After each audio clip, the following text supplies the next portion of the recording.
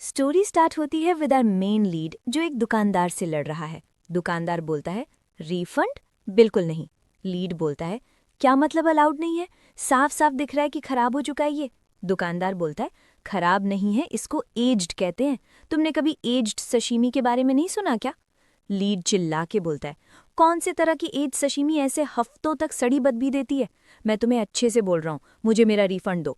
दुकानदार बोलता है रिफंड मैं क्यों दूं, जबकि तुम मेरा एक ठीक ठाक प्रोडक्ट खराब कर रहे हो। उतने में एक इंसान बीच में बोलता है मुझे पैसों दो, बड़े ही फायरी आंखों के साथ। दोनों दुकानदार और लीड एकदम थम जाते हैं। दुकानदार घबराते हुए देखता है कि ये आवाज ड्यूक की थी। पहले तो वो डरते हुए ग्रीट करता है योर ग्रेस, फिर लीड पे चिल्लाता है देखा, तुमने ड्यूक को नहीं सुना, जल्दी करो, मुझे मेरे पैसों दो। बीच में ड्यूक कटते हैं और बोलते हैं नहीं, तुम इसको कॉम्पनसेट करने वाले हो। दुकानदार घबरा के बोलता है मैं?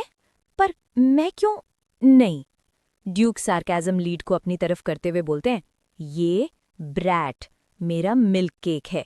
लीड अपने मन में बोलता है बिल्कुल ठीक है, मैं एक अडोर्ड मिल्क केक हूँ, कॉनेट कास्ट का, बट नहीं, मैं तो बटलर हूँ। और यही सीन खत्म होता है। 1 महीने पहले एक लड़की घबराते हुए जंगल में भाग रही थी, जैसे किसी से दूर भाग रही हो। वो बोलती है मैं मर जाऊंगी, लेकिन किसी सामान की तरह बिकूंगी बिल्कुल नहीं। मुझे इधर से निकलना होगा, उससे पहले कि वो लोग मुझे ढूंढ ले। फ्लैशबैक दिखाया जाता है। लड़की ड्रेसिंग टेबल के सामने बैठी है। पीछे से एक लड़का आता है और बोलता है चलो अपना सामान पैक कर लो। एक बैरन की बेटी जिसके पास अपने टाइटल के अलावा और कुछ नहीं है। लड़की अपने मन में बोलती है लोग मुझे बैरन की बेटी के यूज से ही जानते थे, जब तक कि मेरे कजिन फेबियन ने मेरे से सब कुछ नहीं छीन लिया। वो फेबियन से बोलती है क्या तुमने मेरा टाइटल भी ले लिया और सारे पैसे भी? फेबियन बोलता है बड़े ही थरकी टोन में अब बस तुम ही बची हो, और लड़की का नाम है ला ब्रियन ऑटन लाफायट। फेबियन बोलता है मैंने तुम्हें विस्काउंट बैरन को 200 गोल्ड में बेच दिया। लड़की बड़ी घुर जाती है और परेशान हो जाती है। फेबियन कहते हैं ओ हाँ, जो उसकी पुरानी बीवी थी वो भागते हुए पकड़ी गई थी और उसे पीट पीट के मार दिया था। नेक्स्ट सीन में ब्रियन जंगल में है, लेक के किनारे थकी बैठी है। वो चाकू निकालती है और अपने बाल काटने लग जाती है। अगर मुझे परफेक्टली बिना किसी से पकड़े जाने बिना छुपना है तो मेरे पास और कोई ऑप्शन नहीं है, वो बोलती है। अपने कटे हुए लंबे बाल लेक में फेंक देती है। सीन शिफ्ट होता है। एक इंडिपेंडेंट सिटी कॉर्नेट्रिंग दिखाई जाती है। ब्रियन का ट्रांसफॉर्म्ड लुक दिखाया जाता है। उसके हाथ में एक पेज रहता है। कॉर्नेट कासल के लिए बटलर चाहिए, काम का लोड हल्का होगा, हफ्ते की दिहाड़ी 2 गोल्ड। अगला सीन ब्रियन गाड़ी में बैठी है। दूसरा पैसेंजर पूछता है तुम इंटरव्यू के लिए जा रहे हो क्या? वो भी कॉर्नेट कासल में, बाकी सारी जगह छोड़कर। ब्रियन बोलती है क्या लगता है ऑफी की वो लोग बहुत अच्छी सैलरी दे रही हैं? पैसेंजर बोलता है पागल इंसान, किसी रीजन की वजह से इतना पैसा दे रहे हैं। ये मत बोल देना कि तुम्हें ड्यूक कॉर्नेट के बारे में नहीं पता। वो एक वॉर हीरो है जिन्होंने 50 पायरेट को गिरा दिया सिर्फ 12 साथियों के साथ। एक वॉर डीमन जिन्होंने 10 सालों में एक भी बैटल नहीं हारी। एक खतरनाक वॉर, बिना मर्सी किलिंग मशीन। फ्लैशबैक में ड्यूक का सीन दिखाया जाता है। नीचे लिखा होता है चालाक लोगों की वॉर में बस एक ही राजा है, अ स्विफ्ट एंड। पैसेंजर बोलता है उसे लड़कियों से नफरत है। ब्रियन सोचती है अपने लड़के वाले रूप को और नाम ब्रियन, जेंडर फीमेल। फिर रियलिटी में वापस आती है, अपने आप को काबू में लाती है और सोचती है क्या हुआ, इतनी बड़ी बात नहीं है, इतना तो मैं संभाल लूंगा। सीन शिफ्ट होता है। ड्यूक दिखाई देते हैं, काफी डरावने। ब्रियन डर के अपने पर्च पे बैठी है, सोचती है मैं मेरा बोला हुआ वापस लेती हूँ, पैसा मरने के वर्थ नहीं है। अगर इन्हें पता चला कि मैं एक लड़का हूँ तो ये मेरे को मार डालेंगे, इससे अच्छा मैं इंटरव्यू में फेल हो जाऊं। ड्यूक चेयर में बैठते हैं और बॉटल के साथ पूछते हैं ब्रियन वाई, तुमने इसके पहले क्या काम किया है? ब्रियन बोलती है मैंने तो कुछ खास नहीं किया, मैं काफ़ी आलसी इंसान हूँ। ड्यूक बोलते हैं ऑनेस्ट इंसान हो? ब्रियन शॉक में सोचती है कि उसकी फेल होने की ट्रिक काम नहीं कर रही है। ड्यूक पूछते हैं तुम नॉडियन और अमारहिट भी बोल लेते हो, 3 डिजिट के मल्टीप्लिकेशन भी कर लेते हो? ब्रियन बोलती है एक्चुअली मुझे उनमें से कुछ नहीं आता, मैंने झूठ बोला क्योंकि मैं 2 गोल्ड की सैलरी से अंधा हो चुका था। मैं एक कामचोर यूजलेस आलसी इंसान हूँ। और मन में सोचती है प्लीज़ मुझे रिजेक्ट कर दो, प्लीज़ कर भी दो। पुराना बटलर बोलता है तुम बड़े मजबूर होगे कि तुम्हें एक फेक रेज्यूमे बनाना पड़ गया एक जॉब के लिए ही, फिर भी तुमने सच बोल दिया। तुम अपने आप में काफ़ी अच्छे ऑनेस्ट यंग मैन हो। ब्रियान मन में सोचती है। डोंट टेल मी कि वो बटलर मुझे बचा रहा है, मुझे दया करके, क्योंकि मैं अकेली एप्लीकेंट हूँ। सीन चेंज होता है। ब्रियान सैड होती है और बटलर बोलता है, हमारे यहाँ के सारे काम करने वाले रिटायर्ड सोल्जर्स हैं। 3 महीने में तुम्हें बेसिक ड्यूटी सिखा दूंगा। ट्रेनिंग खत्म होने के बाद तुम्हारी सैलरी डबल हो जाएगी। ब्रियान एक्साइटेड होकर बोलती है, ओ क्या, डबल ही? मैं बहुत अच्छे से काम करूंगा। किधर से स्टार्ट करूं? बटलर बोलता है, तुम ड्यूक को बात करने में मदद करोगे। ब्रियान कंफ्यूज होकर पूछती है, हाँ, कैसी मदद? सीन शिफ्ट होता है। Bathing chamber. ब्रियान खड़ी है, फुल रेडी विद बाथिंग सामान और वर्कर वाले कपड़े। वो सोचती है, मैं एक फॉर्मर नोबल अमीर लेडी और मुझे एक जवान लड़के को बाथ में हेल्प करना है। ड्यूक बाथटब में बैठे हैं, फॉग से थोड़ा कवर। ब्रियान हेजिटेट करती है, फिर ध्यान से स्पंज से उनको क्लीन करने लग जाती है। नोटिस करती है ड्यूक की स्किन सॉफ्ट है, मॉइस्ट बट फर्म, बाउंसी, चीज जैसी। यस, सही कहा, चीज, स्प्रिंगी डेंस चीज। उतने में ड्यूक उसका पूरा नाम लेते हैं। ब्रियान वाई, तुम कहाँ एग्जैक्टली टच करने का सोच रहे हो? ब्रियान रियलाइज नहीं करती, पूछती है, सर, और फिर अपने चीज के सपने से बाहर आती है। ड्यूक ब्लश करके बोलते हैं, स्टॉप, इससे पहले कि मैं अपना पेशेंस खो दूं। चैप्टर 2 स्टार्ट्स होता है। ब्रियान शॉक होते हुए ड्यूक से दूर जाती है और बोलती है, क्या तुम्हें इम्पेशेंट बना रहा है? और नीचे गिर जाती है स्पंजेस को दबाते हुए। ड्यूक बोलते हैं, इट हर्ट्स, क्योंकि तुम इतने सख्त हाथों से घिस रहे हो। इसके बाद ब्रियान को रियलाइज होता है कि उसने कुछ और मतलब ही निकाल लिया था। वो अपना मुंह छिपाते हुए और हाथ जमीन पे पीटते हुए सोचती है, तुम्हें निलाने का बोला ही क्यों? वो बहुत एम्बैरेस्ड होती है और फिर वो स्पंजेस ड्यूक पे फेंक देती है और बोलती है, खुद अपने आप को वॉश कर लो। तुम मुझसे ये कंटिन्यू करने का एक्सपेक्ट करते हो क्या? ड्यूक गुस्से से एक ग्रम्पी बच्चे जैसे पूछता है, क्यों नहीं कर सकते? ब्रियान जवाब देती है, योर ग्रेस, मुझे नहीं पता कि एक बटलर का अपने लॉर्ड को नहलाना यूनिक है या नहीं यहाँ, बट ये बेसिक व्यवहारिकता को वायोलेट करता है। वो स्पंजेस को गुस्से से बड़बड़ाते हुए बोलती है, इवन जो नोबल कोड के अंडर है वो खुद अपने आप नहाते हैं। ड्यूक कंफ्यूजन और एरोगेंस में बोलते हैं, अपने आप? सो क्या वो नोबल्स अपनी पीठ साफ नहीं करते? ब्रियान गुस्से में बोलती है, क्या मतलब है तुम्हारा? योर ग्रेस, इससे पहले आप कैसे अपनी पीठ साफ करते थे? ड्यूक बोलते हैं, नहीं करता था, इसलिए ही शिप से जल्दी वापस आए। ब्रियान अपने मन में सोचती है, तुम बोल रहे हो कि वॉर जल्दी इसलिए खत्म हो गई क्योंकि तुम अपनी पीठ साफ खुद नहीं कर पाते थे। फिर स्क्रीन पे ड्यूक का एक कोट आता है। नेक्स्ट सीन, ड्यूक बाथटब में बैठ के लीड की तरफ पॉइंट और विंक करते हुए बोलते हैं, अपनी पीठ साफ करो, साफ रहो फॉर शांति।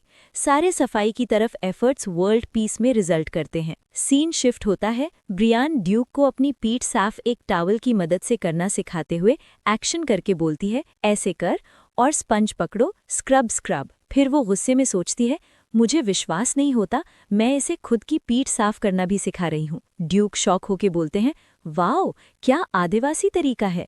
और स्पंज को देख के उनकी आंखों में शाइन आ जाती है। ब्रियान मन ही मन सोचती है, आदिवासी तरीका होगा तेरा बाप, इवन एक मछली ये अपने आप समझ जाती। ड्यूक एक बच्चे जैसे स्पंज को स्ट्रेच करके फैसिनेट हो जाते हैं और वो अपनी पीठ साफ करना सीख के ही इतने खुश हैं। ब्रियान सोचती है, कहाँ गया वो वॉर का योद्धा, ह्यूमन किलर? सीन चेंज होता है। ब्रियाना बाहर है।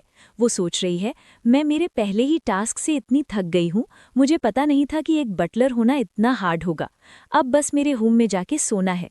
वो अपना सर पकड़ के खड़ी होती है कि उतने में एक बड़ी परछाई उसके पीछे से आती है। वो पीछे मुड़ती है और देखती है 3 बदमाश जैसे शक्ल वाले बड़े लौंडे। ब्रियान घबरा जाती है और सोचती है, अब ये 3 लंबू भाई कौन है? फिर एक भाई डरावनी शक्ल से बोलता है, ओह, सो तुम वो न्यू बटलर हो।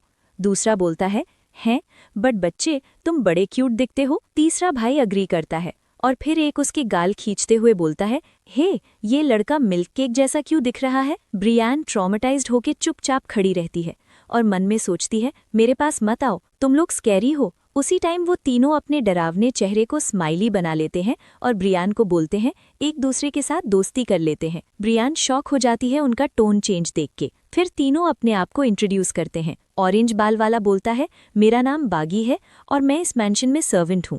दूसरा काले बाल और बियर्ड वाला बोलता है, मैं ड्रोनन हूँ। तीसरा बोलता है, मैं रॉय के और मैं नाइट्स का कमांडर हूँ। ब्रियान शॉक होके सोचती है, सर्वेंट्स के लिए ये लोग काफी लंबे हैं, मैं चमक ही गई थी। फिर वो अपना नाम बताती है, मेरा नाम ब्रायन है सर। तीनों बीच में काटते हुए बोलते हैं, बट सीरियसली तुम इतने छोटे और गोरे और सो क्यूट कैसे हो? फिर रॉय के बोलता है, बिल्कुल एकदम रैबिट जैसे, जिसको मैंने ब्रेकफास्ट में खाया था। लीड ड्रामा में पहुंच जाती है, सोचती है, तुम किसी को ये नहीं बोलते कि तुम रैबिट जैसे दिखते हो जब तुमने रैबिट खाया हो। ड्रोनन बोलता है, यहाँ पे सब जायंट, लंबे चौड़े पहलवान टाइप के लोग थे और फिर ये क्यूटी आया, शैडो हंटर जैसी दिखती है। ब्रायन बोलता है, आई और भाग जाता है उनसे दूर। तीनों सैड हो जाते हैं। ब्रियान सोचती है, इधर कोई दिमाग वाला इंसान नहीं है क्या? फिर वो अपने बेडरूम में आ जाती है। झूमर को देख के बोलती है, नो, एक दिमाग वाली अच्छी चीज है, वो है मेरा रूम।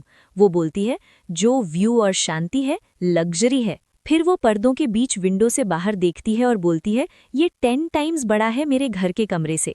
फेबियन मुझे लात मार के मेड के कमरे में रखता था और मुझसे सारे काम करवाया करता था। वो बास्टर्ड। बट हाँ, और कहाँ ऐसी जॉब मिलती? ये लोग अच्छे पैसे देते हैं और बड़ा रूम भी। बस अब मुझे 2 साल निकालने हैं, मैं हार नहीं मानूंगी। वो बड़े जोश के साथ अपनी आंखों में चमक लेते बोलती है। नेक्स्ट डे ड्यूक अपने सोफा पे बैठे हैं और ब्रियान उसकी डेस्क में पेपर का काम करते हुए। ड्यूक उसे घूर घूर कर देखते हैं। ब्रियान सोचती है, क्या हो गया? ये इंसान मुझे ऐसे घूर के क्यों देख रहा है?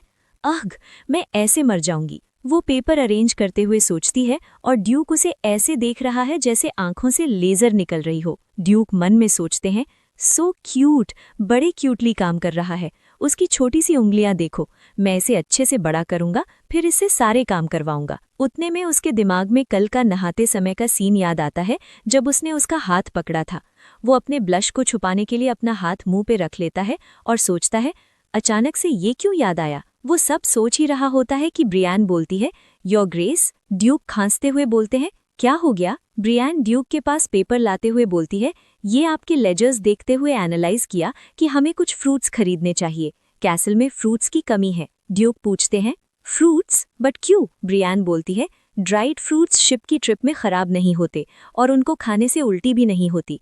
बिना उनके सी में न्यूट्रिएंट्स लेने का और कोई रास्ता नहीं है। ड्यूक पूछते हैं, हो, तुम्हारे पास शिप का भी नॉलेज है? ब्रियान शाय होके बोलती है, हाँ, मेरे दादा नेवी के ऑफिसर थे। पहले जो वो कहानियां सुनाते थे उसके फैक्ट्स मुझे याद रह गए। ड्यूक बोलते हैं, लेकिन जो एम्पायर और 3 वेस्टर्न नेशंस के ट्रेड हैं वो बंद हो चुके हैं, कोई बड़ी ट्रिप नहीं होगी। अभी के लिए फ्रूट्स ठीक है। ब्रियान बोलती है, बट योर ग्रेस, कि आप ट्रेड को वापस नहीं शुरू करने वाले किंगडम ऑफ निसेडान के साथ जल्द ही? ड्यूक डिसअपॉइंटेड होके बोलते हैं कि जो पायरेट्स के साथ वॉर हुई थी। ब्रियान बोलती है, मुझे लगा ट्रेड मोटिव उस किंगडम के साथ ये था कि निसेडान पहुंचने के लिए हमें पायरेट टेरिटरी क्रॉस करनी पड़ेगी। ड्यूक की आंखों में प्राउडनेस फील होती है। वो मन में सोचते हैं, अमेजिंग, ये पहला इंसान है जिसने इस वॉर का मोटिव समझ लिया। ये कहाँ से आया? फिर वो ब्रियान को देखते हैं और मन में सोचते हैं, ये समझदार है और क्यूट भी। क्यूट और समझदार। वो स्मर्क करते हैं और खड़े होके ब्रियान को बोलते हैं, गुड, मिलिट्री को तुम अपने अंडर ले लो, उनको बोलो कि फ्रूट्स डायरेक्टली खरीद ले और बजट डायरेक्ट के साथ डिस्कस कर लो। स्टोर में साथ में जाके गुड्स सॉर्ट कर लो। ये रही स्टोर रूम की की। फ्रॉम नाउ तुम ही मैनेज करोगे इसे। वाई? ब्रियान हेजिटेट करते हुए बोलती है, स्टोर रूम की को मैनेज करना अभी से? ज्यादा जल्दी नहीं हो गया? ड्यूक बोलते हैं, नहीं, कोई जल्दी नहीं है। ब्रियान कंफ्यूज हो जाती है, ड्यूक को देखती है और वो ईविल स्माइल करते हैं और सोचते हैं, क्योंकि मैं तुम्हें परमानेंटली अपने पास रखूंगा। चैप्टर 3 स्टार्ट होता है स्टोर रूम के सीन से। वहाँ बहुत सारे बॉक्सेस रखे हुए हैं, पुरानी लकड़ी के, भारी, और उनके ऊपर मकड़ी के जाले भी लगे हुए हैं। हवा में थोड़ी सी पुरानी लकड़ी और डस्ट की स्मेल है।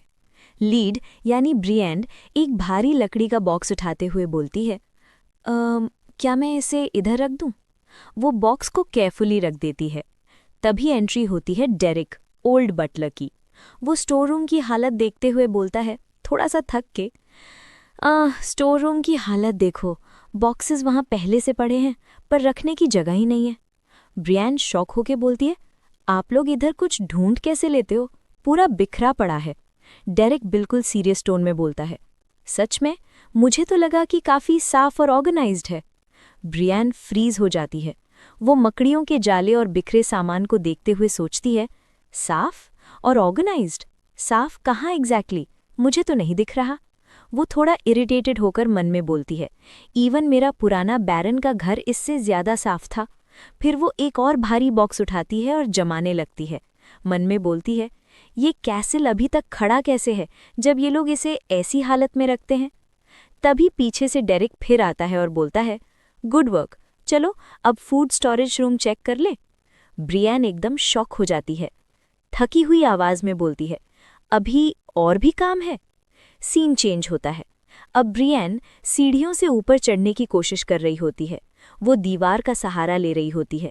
उसकी पूरी बॉडी थकान से कांप रही होती है। वो बिल्कुल आउट ऑफ ब्रेथ है। वो शेकी आवाज में बोलती है, ये काम बस कभी खत्म क्यों नहीं होता। फिर वो सोचती है, भाई अब मुझे ये मत बोलना कि इन्होंने मुझे पॉइंट आउट कर रखा है। और फिर इमेजिनेशन में सोचती है, ड्यूक ने ज़रूर बोला होगा ये लड़का बहुत पतला है, इसे डिसिप्लिन की ज़रूरत है। और फिर डेरिक की आवाज़ इमेजिन करती है, रेस्ट कर लिया, बढ़िया, चलो उठो, अब काम वापस शुरू करो। ब्रियन एक ट्रॉमेटाइज्ड चेहरा बना लेती है। फिर सार्कास्टिक टोन में सोचती है, ग्रेट, जैसे कि ये सब कुछ मतलब ही रखता हो। वो दूसरे फ्लोर पे पहुंचने वाली होती ही है, तभी उसको उसका रूम दिख जाता है। वो लिटरली अलग ही ग्लो कर रहा होता है उसकी नज़र में। एकदम ही उसका मूड चेंज हो जाता है। वो खुशी से बोलती है, एक रूम, ओ माय रूम, मेरी अकेली जगह जहां मैं शांति से रेस्ट कर सकती हूँ, मेरा हेवन। वो खुशी खुशी भागते हुए गेट खोलती है। अंदर जाती ही है, भागते भागते ही अपना जैकेट उतारने लग जाती है।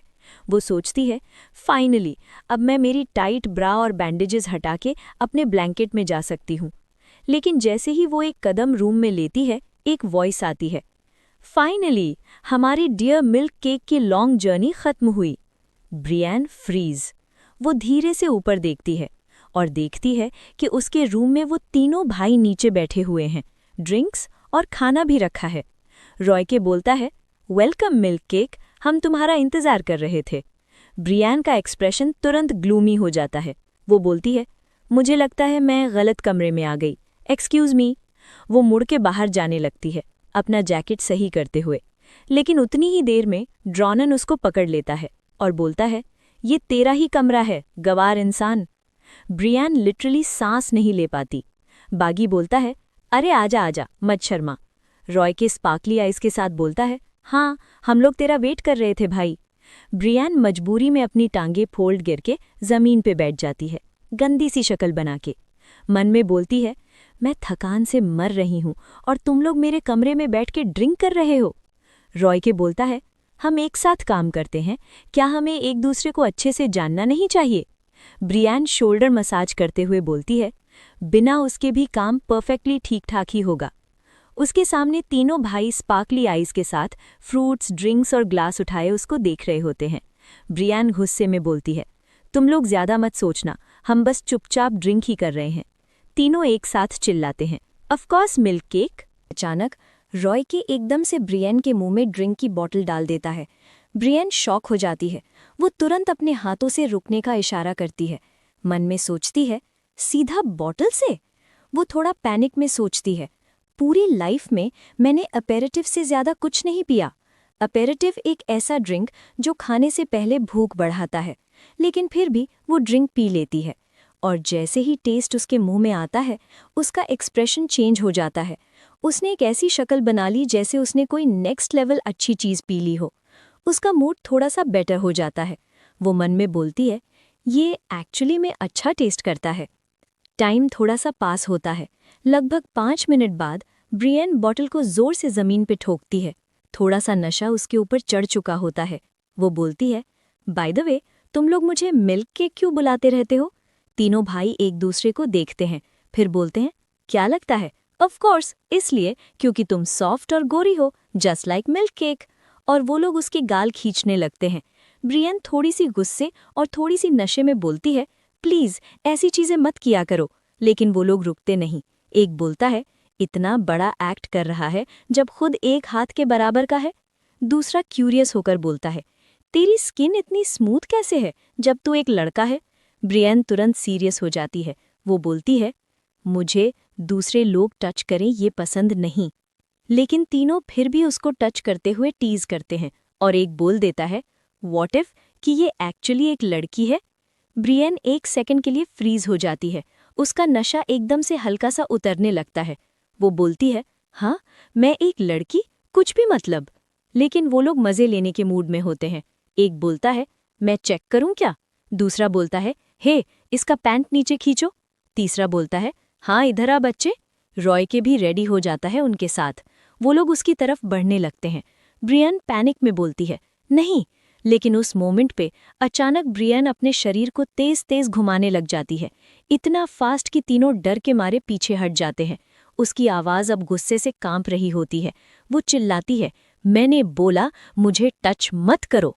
फिर और ज्यादा गुस्से में बोलती है, मैंने मना किया तो फिर क्यों तुम लोग मुझे पकड़ रहे हो? रूम 1 सेकंड के लिए साइलेंट हो जाता है। तीनों थोड़ा शॉक में बोलते हैं, हमें तो बस लगा था कि तुम ज्यादा ही क्यूट। ब्रियन गुस्से में बोलती है, वापस बोलना जरा, और देखो मैं तुम्हारी हड्डियां चबा जाऊंगी। फिर जोर से बोलती है, मैंने बोला मुझे ये सब पसंद नहीं। नहीं, मुझे टच मत करना। और तभी दरवाज़ा धीरे से खुलता है। एक ठंडी और हैवी आवाज़ आती है, जेंटलमैन।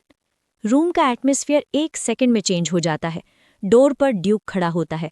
उसका एक्सप्रेशन सीरियस और आंखें गुस्से से भरी होती हैं। वो धीरे से बोलता है, क्या तुमने बाइट, लिक या टच किया कैडेट वाई को? वो डोर को थोड़ा सा और खोलता है। ब्रियन तुरंत पीछे मुड़ती है, शॉक में बोलती है, सर आप कब इधर आ गए? ड्यूक उसकी बात काट देता है। ठंडी लेकिन डेंजरस आवाज में बोलता है, मैं वापस पूछूंगा, क्या तुम में से किसी ने कैडेट वाई को टच किया? ब्रियन अंदर ही अंदर सोचती है, इसका फेस अभी बहुत खतरनाक लग रहा है, इसका मूड थोड़ा ठीक करना पड़ेगा। तो वो जल्दी से स्माइल करने की कोशिश करती है और बोलती है, सर सब कुछ ठीक है सर, ये लोग बस फ्रेंडली थे। लेकिन ड्यूक का एक्सप्रेशन बिल्कुल नहीं बदलता। वो गुस्से में बोलता है, किसी को बिना कंसेंट टच करना असॉल्ट होता है। फिर वो तीनों को देखता है, और मैं तुम तीनों से डिसअपॉइंटेड हूं। तीनों भाई तुरंत शर्म से आंखें नीचे कर लेते हैं और धीरे से बोलते हैं, सॉरी। फिर ड्यूक ब्रियन की तरफ देखकर बोलता है, बहुत खेल लिया, कैडेट वाई के पास काम है करने को। ब्रियन फिर शॉक हो जाती है। वो शेकी आवाज में बोलती है, सर अभी और भी काम है? ड्यूक मुड़ते हुए बोलता है, एक डॉग मेरे कमरे में आ गया है, उसे भगा के आओ, जाओ। ब्रियन कुछ सेकंड्स तक वहीं खड़ी रह जाती है। उसके दिमाग में सिर्फ एक ही बात चल रही होती है। वो मन में बोलती है, अब मुझे कुत्ते भी भगाने पड़ेंगे। फिर थोड़ा कंप्लेन करते हुए सोचती है, क्या क्या काम करवाते हैं ये इंसान मुझसे। तभी ड्यूक की आवाज़ फिर आती है, तुम किस चीज़ का इंतज़ार कर रहे हो? जाओ, काम पे लग जाओ। ब्रियन एकदम से रियलिटी में वापस आती है। वो सीधा खड़ी हो जाती है, थोड़ा सा डर के साथ बोलती है, अब यस सर, मैं अभी जाता हूँ। वो जल्दी से वहाँ से निकल जाती है।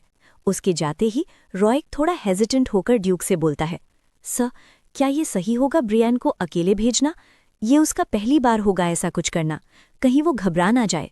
ड्यूक थोड़ा सा रुकता है और रिपीट करता है, घबरा जाए? रॉय समझाने की कोशिश करता है, ये कोई कॉमन सिचुएशन तो है नहीं, वो गलत मतलब भी निकल सकता है आपके। लेकिन उसकी लाइन खत्म होने से पहले ही ड्यूक एकदम से मुड़ता है और तेजी से ब्रियन के पीछे चल पड़ता है। रॉय कंफ्यूज होकर बोलता है, स। सीन शिफ्ट होता है ब्रियन पर। वो कॉरिडोर में चल रही होती है, अपने आप को मोटिवेट करते हुए बोलती है, एक गली के कुत्ते से क्या ही डरने की बात है, मैं उसको एक ही मूव में भगा दूंगा।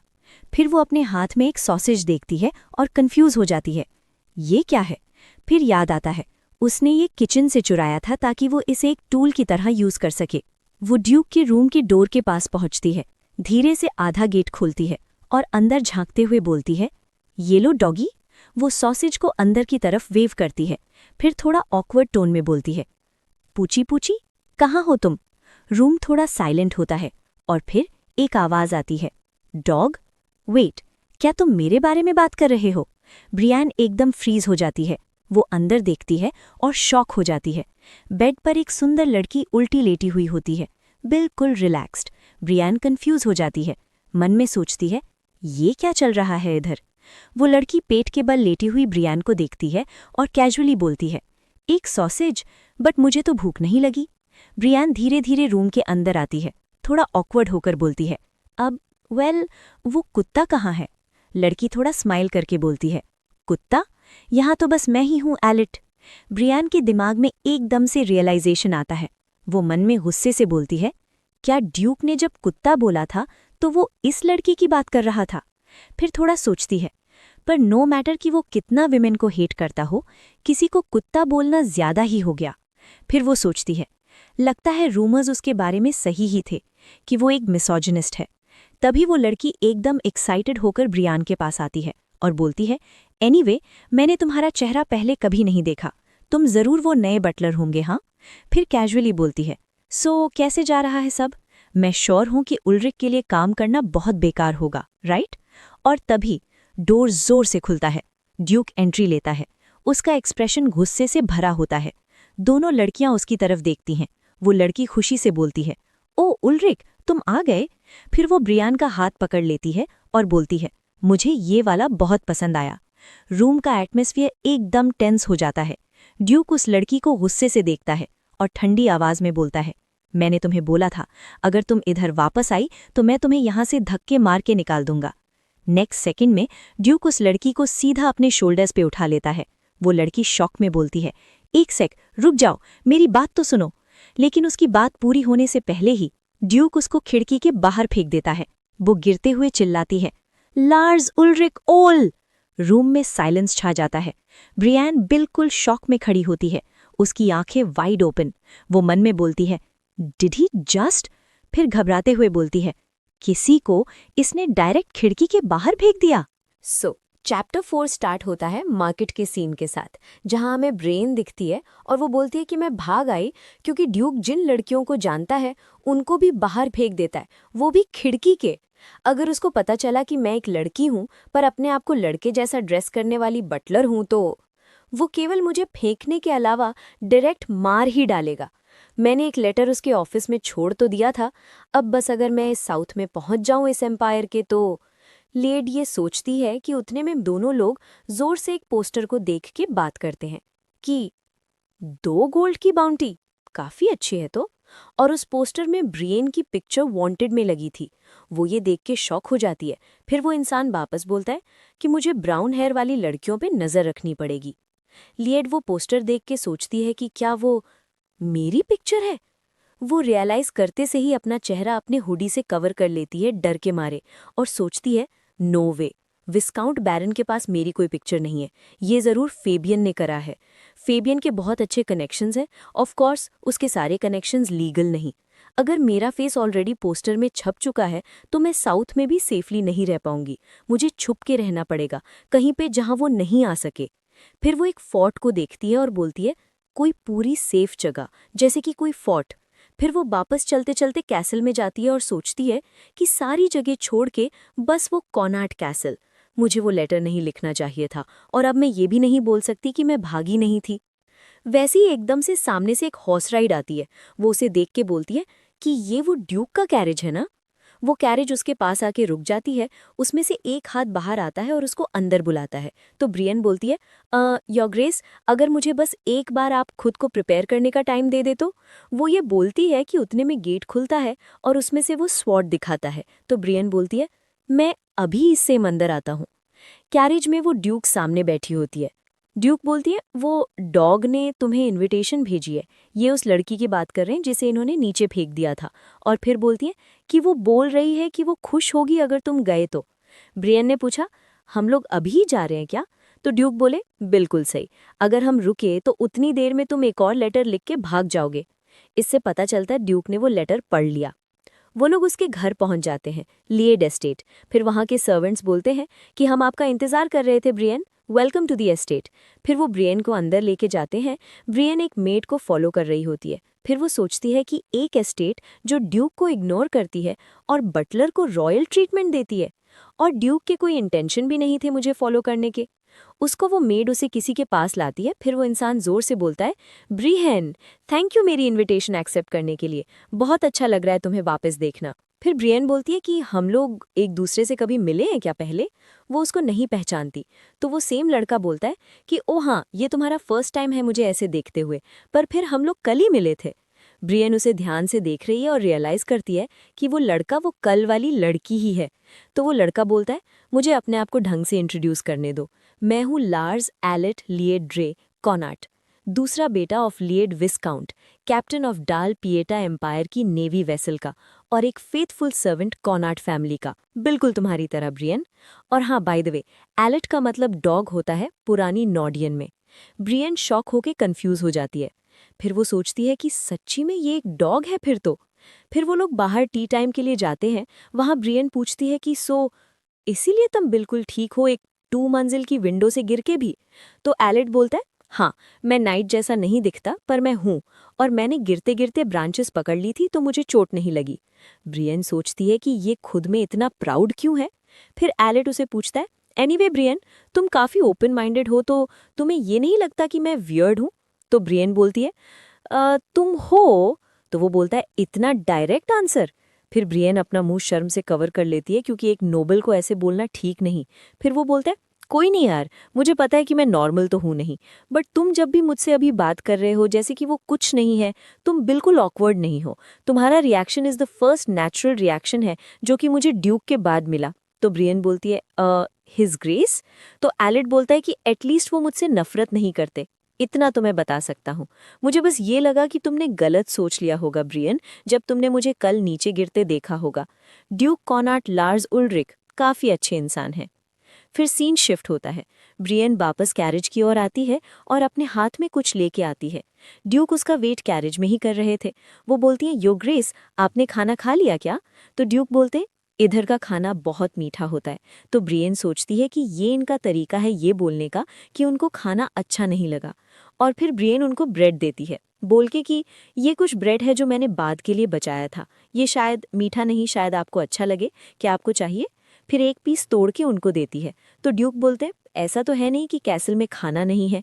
तो ब्रियन बोलती है कि ये मेरी एक हैबिट है, क्योंकि मैं एक गरीब तरीके से बड़ा हुआ हूँ। जब भी कुछ बच जाता है तो मैं उसे बाद के लिए पैक कर लेता हूँ, जस्ट इन केस। फिर ड्यूक उस ब्रेड को खा लेते हैं। और फिर ब्रियन सोचती है कि इनको बुरा लग रहा है क्या मेरे लिए? वो बड़ा कैजुअल एक्ट करने की कोशिश कर रहे हैं, पर मुझे उनकी आंखें मिचमिचाती हुई दिख रही हैं। फिर वो बोलती हैं, योर ग्रेस, आपने मुझे क्यों नहीं बताया कैप्टन एलेट के यूनिक प्रेफरेंस के बारे में? तो ड्यूक बोलते हैं, वो उसका बिजनेस है। तो ब्रियन कंफ्यूज हो गई। तो ड्यूक ने बोला कि जैसे तुमने बोला यूनिक प्रेफरेंसेस, वो उसकी जगह है कि वो इन बारों में बताई, वो कुछ बोले या ना बोले, वो भी उसकी ही चॉइस है। तो ब्रियन बोली कि अगर इसे आपके बारे में गलत दिखे तब भी? तो ड्यूक बोलते हैं कि कोई मिसअंडरस्टैंडिंग मेरे बारे में है उसे, मुझे कोई फर्क नहीं पड़ता। तो ब्रियन उनको बड़ी ही प्राउडली देखती है और बोलती है, अगर ये आपका सोचना है तो आपने ला क्लॉडिया के साथ वैसा क्यों किया? फिर ड्यूक पूछते, ला क्लॉडिया? फिर ब्रियन बोली, लेडी ला क्लॉडिया, मार्किस ब्लेयर की वो जवान लड़की जिसने आपको मैरिज के लिए प्रपोज किया था। आप क्यों एक लड़की जिसने आपको प्रपोज किया उसको भेजोगे एक इंसान का सिर? ड्यूक शांत हो जाते हैं। उनकी आंखें फिर ईविल दिखने लग जाती हैं। और फिर एक गिफ्ट बॉक्स दिखाई देता है जिसके नीचे लिखा है कि फैमिली के परंपरा के अनुसार तुम्हारे प्रपोजल का रिप्लाई। स्टोरी चालू होती है और ब्रियन बोलती है कि जब तक मैं बैरन हाउसहोल्ड की बेटी थी, ला क्लॉडिया, जिसने ड्यूक को अपने फ्यूचर हस्बैंड सोच किया था, अपने पापा का प्राइम मिनिस्टर होने और ड्यूक के अंकल एम्परर की हेल्प लेके ड्यूक को प्रपोजल भेजा। तो ड्यूक ने उसको गिफ्ट के डब्बे के साथ एक लेटर भेजा कि हमारी फैमिली की परंपरा के अनुसार मैं तुम्हें ये रिप्लाई देता हूँ तुम्हारे प्रपोजल का। तो लेडी ने वो गिफ्ट खोला तो उसमें देखा कि किसी इंसान को मार के उसका सर भेजा है, और वो उसे देख के ट्रॉमा में चली गई थी। ब्रियन सोचती है कि इतनी सारी नोबल्स की बच्चियां जो उस दिन मिलने जाने वाली थी, सब वो गिफ्ट देख के फेंट हो गईं, मुझे छोड़ के। लेकिन क्योंकि मेरे पास मेड नहीं जो मुझे पकड़ लेती अगर मैं गिरती तो ड्यूक जवाब देते हैं कि वो फैमिली ट्रेडिशन था। जब भी एक प्रपोजल आता है तो हम लोग एक कटा हुआ सर भेजते हैं ब्राइड का करेज चेक करने के लिए। क्या यह सारी फैमिलीज के पास ऐसा कोई ट्रेडिशन नहीं होता क्या?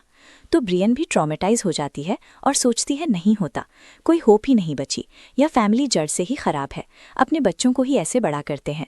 मुझे पता चल जाना चाहिए था उस चीज़ से ही कि इनको अपनी खुद की पीठ धोनी भी नहीं आती। अब वो लोग ड्यूक के ऑफिस में बैठे हैं। ब्रियन अपनी डेस्क पे बैठी हुई सोचती है, इतने दिन ऑफिस में काम करने के बाद में अब मैं काफ़ी नई चीज़ सीख चुकी हूँ उनके बारे में। जब उन्हें कोई चीज़ सही लगती है तो वो अपनी नाक 2 बार टैप करते हैं, और फिर जब उन्हें कोई चीज़ दिक्कत देती है तो वो चुटकी बजाते हैं, और किसी डिफ़िकल्ट प्रॉब्लम में फंस जाते हैं तो वो अपनी टांगे क्रॉस करके बैठ जाते हैं। और अभी वो वो ये बोलती है ड्यूक को चुटकी बजाते हुए देख के।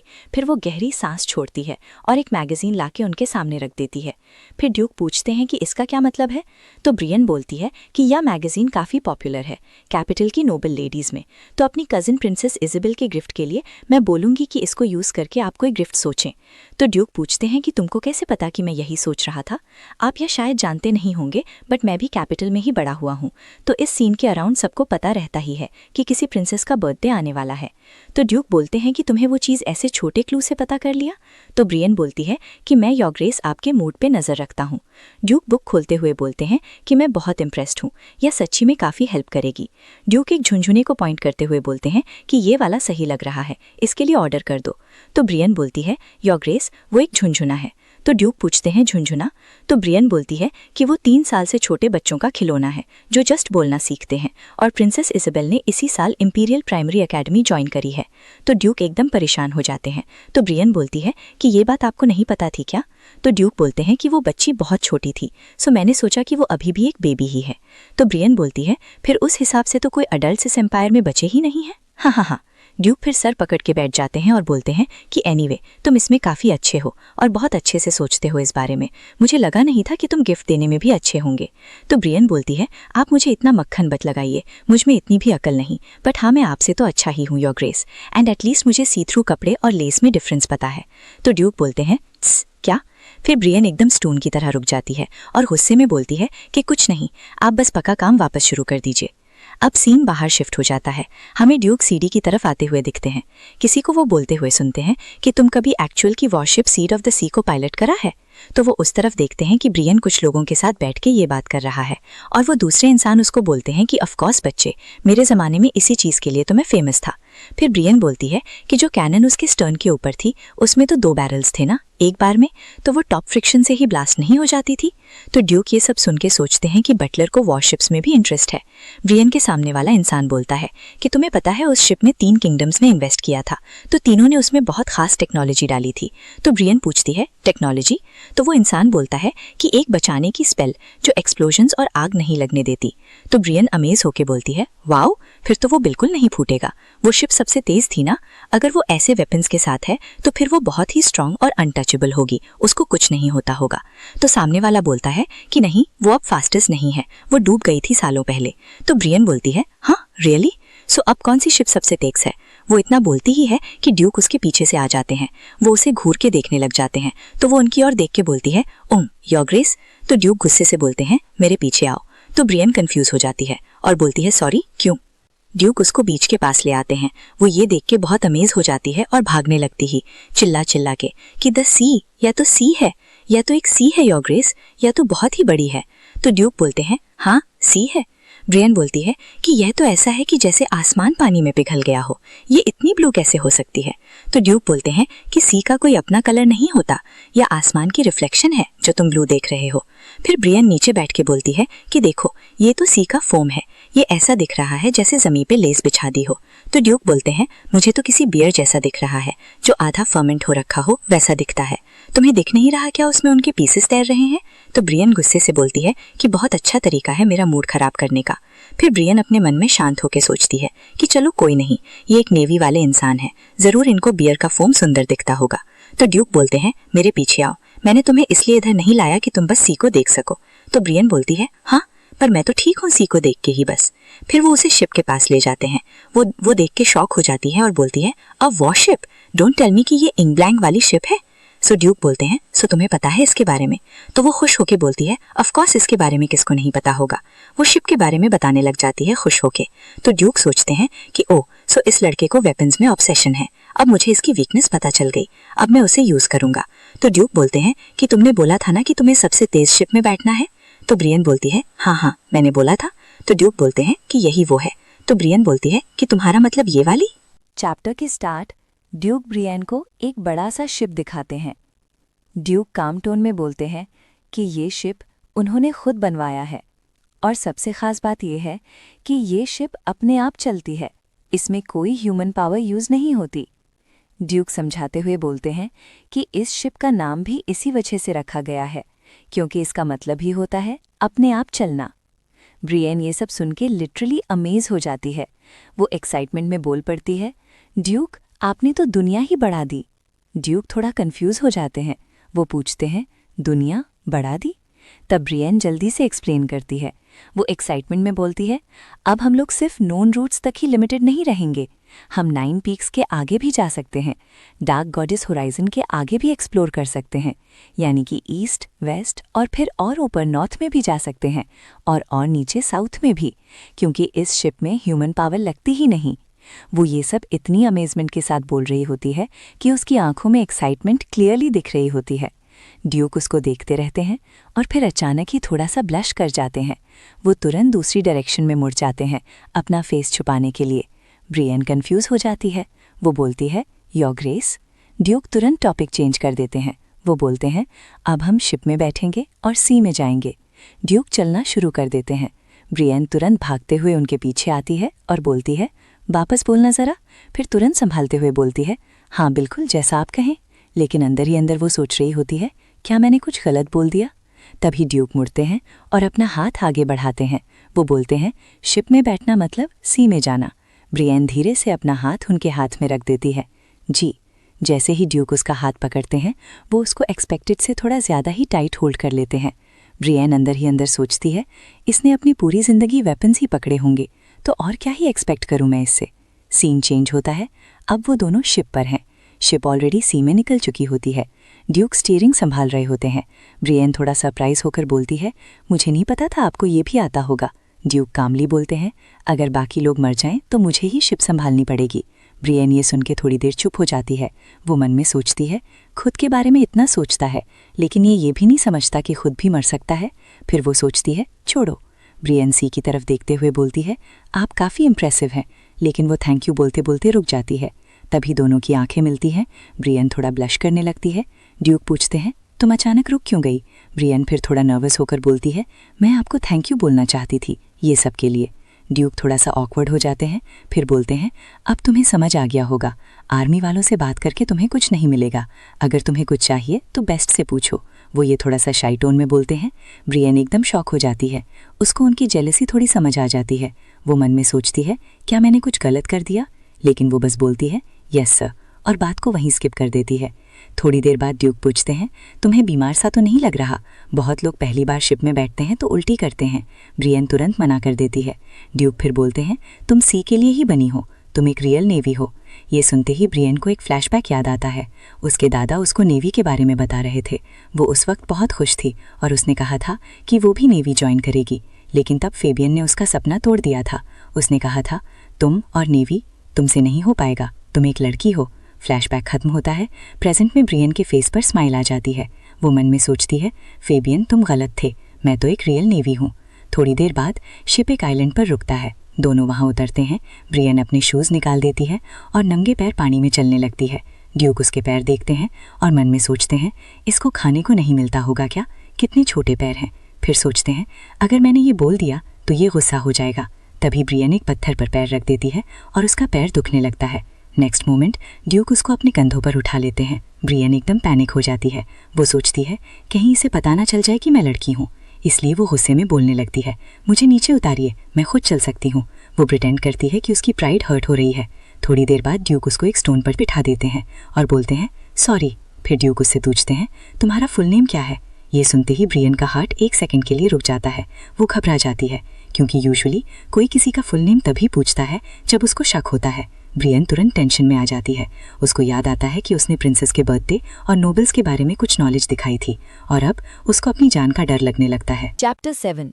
ब्रियन ड्यूक की बात सुनने के बाद एकदम सीरियस हो जाती है। वो मन में सोचती है, सो इसका मतलब इसको पता है कि मैं एक कॉमनर बनने का नाटक कर रही हूँ। वो थोड़ी देर चुप रहती है, फिर सीधा ड्यूक से बोलती है, तो आपको ये पता है, फिर भी आप मुझे काम से नहीं हटा रहे, तो इसका मतलब आपको मेरे इस डिस्गाइज से कुछ फर्क नहीं पड़ता? ड्यूक बिल्कुल काम टोन में बोलते हैं, हाँ, मुझे बस स्किल से मतलब है। फिर वो सीधा पूछते हैं, तो तुम हो कौन? ये सुन के ब्रियन थोड़ा सोचने लगती है। वो मन में बोलती है, इनको ये नहीं पता कि मैं कौन हूँ, मतलब सब कुछ इनको नहीं पता, तो मैं इनको बस ऊपर ऊपर से ही बता देती हूँ। फिर वो बोलना शुरू करती है, मैं एक नोबल फैमिली से हूँ, कैपिटल की। मेरे मॉम और डैड की डेथ बहुत जल्दी हो गई थी। उसके बाद मेरे कजिन ने टाइटल इनहेरिट कर लिया। ड्यूक तुरंत बोलते हैं, हाँ, तुम अंडरएज रही होगी ना तब, इसलिए। फिर वो पूछते हैं, पर तुम यहाँ क्यों हो? ब्रियन थोड़ा हैवी टोन में बोलती है, हमारे पास सारे पैसे खत्म हो गए थे, उसको बस टाइटल मिला था, पैसा नहीं। फिर वो थोड़ा सार्कास्टिक टोन में बोलती है, और आपको तो पता ही होगा ऐसी फैमिलीज के साथ क्या होता है। ड्यूक सीधा बोलते हैं, नहीं, क्या होता है? ये सुनते ही ब्रियन का गुस्सा निकल जाता है। वो बोलती है, बेच देते हैं, पागल, मुझे बेच दिया था। रूम में थोड़ी देर के लिए साइलेंस हो जाता है। ड्यूक उसको देखते हुए बोलते हैं, हाँ, तुम्हारी शक्ल भी अच्छी है, कोई विडो नोबल लेडी तुम्हें ले लेती। फिर वो पूछते हैं, पर फिर भी तुमने पैसे छोड़ के ये काम क्यों किया? ब्रियन सीधा जवाब देती है, मैं अपनी खुद की लाइफ के लिए कुछ अच्छा करना चाहती थी। ड्यूक ये सुन के थोड़ा इम्प्रेस हो जाते हैं। वो उठते हैं और चल के ब्रियन के पास आके बैठ जाते हैं। थोड़ी देर बाद ब्रियन उनकी तरफ देखते हुए बोलती है, वैसे आपके पास जो है वो फेमस स्वॉर्ड है ना, क्या मैं इसे एक बार टच कर सकती हूँ? ड्यूक हल्की सी स्माइल के साथ बोलते हैं, एक क्या 2 बार कर लो। ब्रियन स्वॉर्ड उठाती है। वो स्वॉर्ड को देखते हुए बोलती है, आपने मुझे ये दे तो दी, पर अगर मैं इसे आपको ही मार दूं तो? ड्यूक बिल्कुल बिना डरे बोलते हैं, मैं इम्प्रेस हो जाऊंगा, अगर तुमने मुझे इससे मार दिया तो मैं अपना सब कुछ तुम्हें दे दूंगा। नेक्स्ट सेकंड ब्रियन एकदम से स्वॉर्ड स्विंग करती है। स्वॉर्ड सीधा ड्यूक के फेस के बिल्कुल सामने रुकता है। ड्यूक बिल्कुल काम रहते हैं और क्लियरली इम्प्रेस दिखते हैं। उन्हें समझ आ जाता है कि ब्रियन को स्वॉर्ड जलाना आता है। तभी अचानक ड्यूक अपनी पॉकेट से एक छोटी गन निकालते हैं और दूसरी डायरेक्शन में फायर कर देते हैं। बैंग! आवाज सुन के ब्रियन एकदम डर जाती है। वो शॉक में पूछती है, ये क्या था? ड्यूक बोलते हैं, ये एक गन है। ब्रियन कंफ्यूज हो जाती है। वो छोटी सी गन को देख के बोलती है, ये इतनी छोटी है? ड्यूक एक्सप्लेन करते हैं, ये न्यू टेक्नोलॉजी है, तुम्हें शायद पता नहीं होगा, आजकल बहुत सारे नोबल्स इसे लेके घूम रहे हैं। फिर ड्यूक हंसता हुआ बोलते हैं, और जो स्वॉर्ड है ना, वो बस एक डमी है। सीन चेंज होता है। अब एम्परर के ऑफिस का सीन दिखाया जाता है। एम्परर अपने बेटे सेकंड प्रिंस को बुलाता है। वो बोलते हैं, मुझे पता चला है कि तुम्हारी बेटी इज़ाबेल को ड्यूक ने गिफ्ट भेजा है। प्रिंस बोलता है, हाँ, इस बार का गिफ्ट काफ़ी अच्छा है। तभी प्रिंस की नज़र टेबल पर रखे कुछ डॉक्यूमेंट्स पर पड़ती है। वो ड्यूक से रिलेटेड होते हैं। एम्परर बोलते हैं, मैं चाहता हूं कि तुम ड्यूक के पास जाओ। प्रिंस थोड़ा सरप्राइज्ड होता है। एम्परर आगे बोलते हैं, उसने एक पावरफुल ऑटोमेटिक शिप बना ली है, और अगर ऐसा ही चलता रहा तो मेरा किंगडम छोटा हो जाएगा। मैं नहीं चाहता कि लोग नोन जगह के आगे जाएं और नए किंगडम बनाएं, इसलिए तुम वहां जाओ और उसके बारे में पता करके आओ। प्रिंस ये सब सुनते हुए मन में सोचता है, तो इनको ये डर है, अगर लोगों ने और जगह डिस्कवर कर ली तो इनका किंगडम छोटा हो जाएगा। सेम टेरिटरी, सेम बॉर्डर्स होने के बाद भी इन्हें डर है कि लोग नए किंगडम बना लेंगे और इनकी पावर कम हो जाएगी। फिर प्रिंस बोलता है, लेकिन मुझे यहाँ रॉयल्स के साथ काम है, मैं कैपिटल से कैसे जा सकता हूँ? एम्परर सीधा बोलते हैं, कोई बात नहीं, वो मेरे सपोर्ट के बिना कुछ नहीं कर पाएंगे, तुम बस मेरा ऑर्डर फॉलो करो। प्रिंस ये सुन के थोड़ा खुश हो जाता है। वो मन में सोचता है, चलो फाइनली मैं अंकल से मिल पाऊंगा। वो रूम से बाहर जाने लगता है।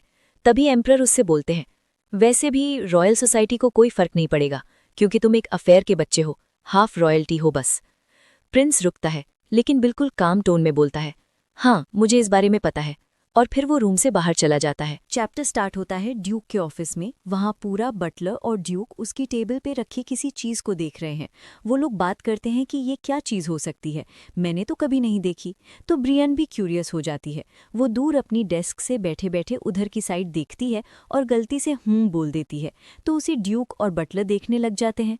तो फिर वो काम करने की एक्टिंग करती है और बोलती है, ओह, मैंने तो गलत कर दिया, इसको ऐसे करना था। तो फिर ड्यूक उसे बोलता है, हमें दिख रहा है कि तुम तुम्हारा पेन भी नहीं हिला रहे हो, अगर तुम्हें भी इसमें इंटरेस्ट है तो इधर आके देख लो। फिर वो ब्रियन को वो दिखाते हैं। वो एक पेपर पर बनी ड्राइंग है और ड्यूक बताते हैं कि ये उस आइटम की ड्राइंग है जो हमने पायरेट्स की शिप से मिली थी। फिर ब्रियन सोचती कि शायद उसे समझ आ गया है। फिर वो बोलती है कि मुझे अभी कंफर्म नहीं है, बट मैं ढूंढ के बता दूंगी, बट इसके लिए आप मुझे बाहर जाने दो, मुझे कुछ कुछ समझ आ रहा है, बस कंफर्म करना है, वो जल्दी से हो जाएगा और मैं वापस आ जाऊंगी। तो ड्यूक बोलते हैं, ठीक है, बट तुम्हारे साथ मैं चलूंगा तुम्हें प्रोटेक्ट करने। तो ब्रियन बोलती है कि नहीं नहीं, एक बटलर को कौन सा नोबल प्रोटेक्ट करता है, बहुत अजीब हो जाएगा। तो ड्यूक बोलता है कि मैं करता हूँ। फिर वो बोलती है कि आप फिर भी अलग ही दिख जाओगे, लोग आपको पहचान लेंगे और कोई फिर कुछ बताएगा ही नहीं, और फिर आप तो बड़े वैसे भी हो। तो ड्यूक पूछता है कि इसका क्या मतलब है? ओल्ड बटलर से, तो वो बताता है कि उनकी वाइब्स बड़ी नोबल वाली हैं। तो फिर ड्यूक बोलते हैं कि ठीक है, तो फिर तुम ड्रोनन के साथ जाओगी ताकि तुम इस बार इधर से भाग न सको। तो ब्रियन बोलती है बिल्कुल नहीं, अब यही मेरा घर है, ये बेसिकली मेरे लाइफ का सेकंड चैप्टर है, सार्केज़म और फेक रीअश्योरेंस में। फिर ड्रोनन और ब्रियन बाहर एक छोटी सी गली में होते हैं, ड्यूक के एस्टेट की। वहाँ पे एक चूहा सामने से जाता है। ब्रियन उसको देख के डर जाती है और ड्रोनन बोलता है कि तुमने कभी चूहा नहीं देखा क्या, तो ऐसा क्यों उछल गई। फिर वो सोचती है कि नहीं, क्योंकि जब वो अपने पुराने घर पे थी वहाँ पे वो पहले नोबल थी, फिर उसकी गरीब होने के बाद वो खुद ही साफ करती थी, तो कोई चांस नहीं था। तो वो बोलती है कि ऐसा नहीं है, मैंने देखा है बट मैं बस चमक गई थी। इधर ड्यूक के एस्टेट पे चूहे कैसे हैं, उनको ये जगह को अब साफ करवाना चालू कर देना चाहिए। ड्रोनन सार्कास्टिकली बोलता है, वाह मिल्क केक, तुमको तो ये पता चल गया कि ड्यूक को किसी चीज़ से फर्क नहीं पड़ता, वो भी कैसे, इसलिए एक मल्टीप्लिकेशन करने वाला सबसे अलग है। और सार्कास्टिकली थम्स अप भी दिखाता है और वो शर्म से मुंह छुपा लेती है। फिर थोड़ी देर बाद वो लोग एक बिल्डिंग के सामने पहुंचते हैं जो कि चोरों के छुपने की जगह है। अंदर जाते हैं तो अंदर बैठा दुकानदार बोलता है कि लेट्स सी, तुम्हारे कपड़े देख के शायद तुम एक मर्चेंट हो या फिर एक नोबल के बेटे। तो ब्रियन सोचती है बढ़िया, इसको लगता है कि मैं नोबल हूँ, मैं इस मिसअंडरस्टैंडिंग का फ़ायदा उठाऊंगी। तो वो बोलती है कि मैं इधर कुछ बेचने नहीं, खरीदने आया हूँ। फिर वो पेपर आगे खोल के उसके सामने बोलती है कि तुमने इस चीज़ को देखा है क्या। तो वो बोलता है कि हे बच्चे, तेरे को इसके बारे में किसने बताया। फिर ब्रियन कुछ नहीं बोल के डायरेक्ट उसके सामने एक गोल्ड से भरी पोटली रख देती है। वो देखते ही दुकान वाले का एटीट्यूड चेंज हो जाता है और उसकी वॉइस खुशी से हाई पिच हो जाती है। वो बोलता है कि ऑफकोर्स यंग मास्टर, मैंने ये देखा है, नॉट ये डिट्टो सेम, बट इसकी जैसे और आते जाते रहते हैं। फिर वो इनका प्राइस पूछती है तो वो बताता है कि इतने गोल्ड में तो 2 मिल जाएंगे। तो वो बोलती है बस 2, लगता है ये कोई एंटीक नहीं। तो दुकानदार बोलता है कि ऑफकोर्स ये कोई एंटीक नहीं है, अगर वो होते तो इतने में नहीं बिकते। फिर वो पूछती है कि क्या है ये, तो वो बताता है कि ये कहीं और या किसी को भी मत बताना। वो हाँ करता है। फिर वो बताता है कि ये 3 वेस्टर्न वर्ल्ड से है। वो शॉक हो जाती है और चिल्ला के बोलती है कि 3 वेस्टर्न किंगडम से। फिर दुकान वाला बोलता है चिल्लाना नहीं था, अपनी आवाज़ नीची रखो। तो वो बताती है कि वो शॉक थी। फिर सोचती है कि अगर ऐसा है तो फिर ये ज़रूर जो पैटर्न है वो रॉयल फैमिलीज़ की सीक्रेट पावर होगी, और अगर ऐसी कोई सी चीज़ पायरेट के पास आती है तो मतलब है कि ये 3 वेस्टर्न किंगडम और पायरेट्स मिले हुए हैं। और एक टेंस चेहरा बनाती है और सोचती है कि मुझे जल्दी वापस जाना पड़ेगा। और फिर वो बोलती है अगर मुझे ये ख़रीदना है तो मुझे वेट करना पड़ेगा ना। फिर दुकान वाला ईविल स्मर्क स्माइल करके बोलता है, हाँ तुमने सही बोला, तुम जैसे समझदार लोग मेरे फेवरेट हैं, जस्ट इधर वेट करो जब तक गुड आते हैं। वो मिड सेंटेंस ही बोलता है और फिर ब्रियन के मुंह पे कोई बोरी डाल देता है और उसके पहले ड्रोनन के मुंह पे भी डाल दी थी। फिर सीन शिफ्ट होता है ड्यूक के ऑफिस में। वहाँ उससे प्रिंस मिलने आता है। ड्यूक उसे ढंग से बात नहीं करता। फिर प्रिंस के नाइट्स उसे बोलते हैं कि ढंग से बात करे वो प्रिंस से। ड्यूक उसको इग्नोर करके वापस प्रिंस को कुछ बोलता है। फिर उसका नाइट उसे टोकता है और फिर वो रियोके को ऑर्डर देता है कि इसको चुप करवाओ। वो उसके बेहोश कर देता है। फिर ड्यूक पूछता है कि दूसरा वाला कहाँ है, तो बटलर बताता है कि उसको भी पहले ही सुला दिया था। फिर प्रिंस बोलता है कि फाइनली अब सुकून मिला। तो ड्यूक बोलता है कि तुम इन्हें लाए ही क्यों। फिर प्रिंस बताता है कि उसके पास चॉइस नहीं थी, क्योंकि वो प्रिंस है, ये फॉलो करना पड़ेगा रूल। और पूछता है कि मैंने बाहर तुम्हारे नाइट्स को परेशान देखा, वो बड़ी जल्दी जल्दी इधर से उधर भाग रहे थे, क्या हो गया। तो ड्यूक बताता है कि मुझे तुम्हारी हेल्प चाहिए, तुम लोगों को ढूंढने में अच्छे हो ना, मेरी हेल्प करो। ब्रियान होश में आती है। अंधेरा, पूरा अंधेरा। फिर धीरे धीरे एक भारी सी फीलिंग, जैसे सर में पत्थर रख दिया हो किसी ने। ब्रियान की आंखें धीरे धीरे खुलती हैं। Blink blink. पहले तो सब कुछ ब्लर था, जैसे पुरानी फिल्म की तरह, सब हिला हिला सा दिख रहा था। फिर धीरे धीरे फोकस आया। उसकी नाक में एक स्ट्रेंज सी स्मेल आई, सीलन और कुछ और भी, नमक, समुद्र जैसी कोई चीज़। वो अपना सर उठाने की कोशिश करती है और उसी वक्त एक तेज दर्द सर के पिछले हिस्से में उठता है। स्स, वो दर्द को दबा के अपनी आंखें घुमा के आसपास देखने की कोशिश करती है। जमीन पत्थरों की थी, दीवारें भी पत्थर की। रोशनी एक छोटे से झरोखे से आ रही थी, मतलब वो बाहर नहीं थी, वो अंदर थी, किसी इमारत के अंदर या शायद किसी गोडाउन में। फिर वो अपने हाथ हिलाने की कोशिश करती है, नहीं हिले। पैर हिलाने की कोशिश की, वो भी नहीं हिले। एक गहरी सांस ली उसने। हाथ और पैर दोनों रस्सी से बंधे थे, कसकर, प्रोफेशनल तरीके से, जैसे किसी ने पहले भी ये काम किया हो, काफी बार। ठीक है, घबरा मत, उसने खुद से कहा। धीमी आवाज में। तभी, ओह, तो तुम उठ गई। एक भारी सी आवाज, गहरी, भारी, जैसे किसी ने किसी दरवाजे के पीछे से आवाज दी हो। ब्रियन ने उस तरफ देखा, और जो दिखा, उसके पेट में एक बॉल सी घूम गई। एक इंसान बैठा था, मोटा, बहुत मोटा, एक कुर्सी पे इतने आराम से बैठा था जैसे अपने ही घर में बैठा हो। उसकी एक आंख बंद थी, हमेशा के लिए बंद। उसकी जगह एक काली पट्टी बंधी थी।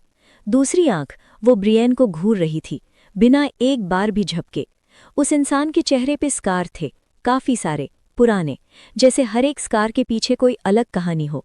कपड़े पुराने थे, गंदे थे, पर उसकी बेल्ट में काफी सारे हथियार थे। मतलब ये इंसान खतरा था, असली खतरा। ब्रियन ने एक गहरी सांस ली, फिर उसने उस इंसान के पीछे देखा और एक चीज और पहचान ली। वो दुकान वाला, वही छोटा सूखा सा इंसान जो मुस्कुराता था इतना ज्यादा जैसे हर चीज में कोई सीक्रेट ह्यूमर हो उसके लिए। वो वहां खड़ा था, सर झुका के, हाथ बांध के, जैसे कोई नौकर खड़ा होता है अपने मालिक के पीछे। ब्रियन के जहन में एक चीज क्लिक की। तो ये लौंडा, उसने अंदर ही अंदर सोचा, ये इस मोटे पायरेट के लिए काम करता था। और फिर एक थकी हुई एक्सप्रेशन आई उसके चेहरे पे, क्योंकि सब कुछ समझ आ गया था अब। वो दुकान, वो आइटम, वो थोड़ा ज्यादा हेल्पफुल होना उस दुकानदार का, सब एक प्लान था। मेरा सर फटे जा रहा है, उसने सोच के एक लंबी सांस छोड़ी। इसका मतलब इन्होंने मुझे बहुत पहले ही बेहोश कर दिया था। कब, कहाँ, मुझे तो पता भी नहीं चला। फिर एक और ख्याल आया, ड्रोनन। वो तेजी से आसपास घूमी, या कोशिश की घूमने की।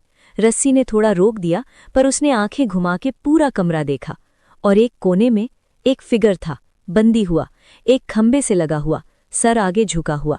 ड्रोनन। ब्रियन का दिल एक पल के लिए रुका, पर फिर उसने देखा कि उसकी छाती ऊपर नीचे हो रही थी। जिंदा था, बस सो रहा था या बेहोश था, पर ठीक था। चलो, उसने सोच के एक छोटी सी सांस ली। कम से कम इन्होंने उसे मारा तो नहीं, थैंक गॉश। एक और लंबी सांस। अब सोचो ब्रियन, सोचो। सीन 2, पायरेट का सवाल। कुछ देर की खामोशी के बाद वो मोटा पायरेट अपनी कुर्सी में थोड़ा आगे झुका। उसकी एक आंख अब और ज्यादा तेज थी। ए ढीठ बच्चे, उसने कहा। आवाज में कोई अर्जेंसी नहीं थी, जैसे वो जानता हो कि कहीं नहीं जा सकती ब्रियन। अब तुम बताओगे कि नहीं कि तुम्हें वो ड्राइंग कहाँ से मिली? खामोशी। सिर्फ दूर कहीं से आती हवा की आवाज। और फिर ब्रियन के होंठों पे एक हल्की सी मुस्कान आई, एक स्मर्क। वो स्मर्क जो तब आती है जब इंसान जानता हो कि उसकी पोजीशन स्ट्रांग नहीं है, फिर भी वो गेम खेलता है। क्या भाई, उसने कहा, इत्मीनान से, बिल्कुल इत्मीनान से, जैसे वो किसी चाय की दुकान में बात कर रहा हो। हम दोनों ही इस काम में अच्छे हैं। तुम्हें पता नहीं कि कोई चीज कहाँ से मिली या किसी को पता कैसे चली। वो इतना ही बोल पाई थी कि झट, एक तेज सी थप्पड़, इतनी तेज कि पूरा कमरा जैसे एक पल के लिए रुक गया। ब्रियन का पूरा बदन एक तरफ झुक गया। वो जमीन पे गिर गई, एक तरफ, सीधा, रस्सियों की वजह से हाथ पकड़े हुए। एक पल के लिए सब कुछ ब्लर हो गया फिर से। कानों में एक तेज सी सीटी बजी, फिर धीरे धीरे सब सेटल हुआ। पायरेट खड़ा हो गया था, पूरी हाइट पे, जो ज्यादा इंप्रेसिव नहीं थी हाइट से, पर वेट से जरूर थी। उसका चेहरा लाल था। उल्टा जवाब क्यों दिया? उसने चिल्लाया। आवाज में असली गुस्सा था। जितना बोला उतना ही बोलना था ना तेको? सीधा जवाब दे, ड्राइंग कहाँ से मिली? ब्रियन दर्द में थी। उसका चेहरा जहां गिरा था वहां से दर्द था, अंदर तक। पर उसने अपने दांतों को भींचा, आंखें बंद की, 1, 2, 3 सांस ली, और फिर धीरे धीरे रस्सियों के साथ स्ट्रगल करते हुए वो उठने लगी। पूरी तरह से नहीं उठ सकती थी, पर इतना जरूर कि वो बैठ सके, अपनी कमर सीधी करके। पायरेट को देखा और बोली, ये बताने के लिए एक पल रुकी। हमें 25 साल पहले की बात पे जाना पड़ेगा। पायरेट ने आंख मारी। और ये, ब्रियन ने धीरे से कंटिन्यू किया, ये बहुत ही लंबी कहानी बन जाएगी अगर मैंने अपने दादा और उस चीज की बात की। क्या बकवास कर रहा है तू? पायरेट की आवाज पूरे कमरे में गूंज आई। मुझे इधर पागल बना रहा है क्या? मैं तुझे मार डालूंगा। सीधा बता, कहाँ से मिली? ब्रियन ने एक पल आंखें मूंदी, फिर एक छोटी सी सांस ली। मैं तुम्हें पागल नहीं बना रही, उसने कहा। आवाज में एक अजब सी स्टेबिलिटी थी, जैसे दर्द हो पर दिखाना नहीं था। वो सामान मेरे दादा ने अपने आप लिया था, उन्हें मिला था, उन्हें ही। और अंदर ही अंदर उसने एक प्लान सोच लिया था। अभी के लिए मैं इन्हें उलझाए रखूंगी, समय वेस्ट कराऊंगी। ड्यूक मुझे ढूंढ लेगा, मुझे पूरा विश्वास है। वो हमेशा ढूंढ लेता है। पायरेट और दुकानदार दोनों एक दूसरे को देख रहे थे। कुछ था उनके चेहरों पे जो ब्रियन ने नोटिस किया। कन्फ्यूजन था, पर क्यूरियोसिटी भी थी। 25 साल पहले की बात है, ब्रियन ने कंटिन्यू किया, धीरे धीरे, जैसे कोई उस्ताद स्टोरी सुनाता हो। जब मेरे दादा ने रेसाटो की लड़ाई में हिस्सा लिया था। एक पल रुकी। तुम दोनों को पता है ना, वो जगह जहां रेसाटो और रेस्पिचियाटो समुद्र मिलते हैं? और बस इतना बोल के वो चुप हो गई, क्योंकि वो जानती थी क्या होगा। और हुआ भी वही। पायरेट ने अपनी एक आंख थोड़ी सी स्क्विंट की, दुकानदार ने थोड़ा आगे झुका, और फिर दोनों बात करने लगे आपस में। अरे वो जगह, हाँ, वहां पे बिल्कुल भी हवा नहीं चलती। सी ऑफ डेथ बोलते हैं उसे। हाँ, फेमस जगह है, सुना है वहां पानी भी अलग रंग का होता है। कैसे बनी होगी वो जगह, इतनी स्ट्रेंज कैसे है? सुना है पहले एक बड़ा तूफान आया था वहां। और वो दोनों अपनी ही दुनिया में चले गए। ब्रियन ने एक गहरी सांस ली और अंदर ही अंदर एक छोटी सी मुस्कान।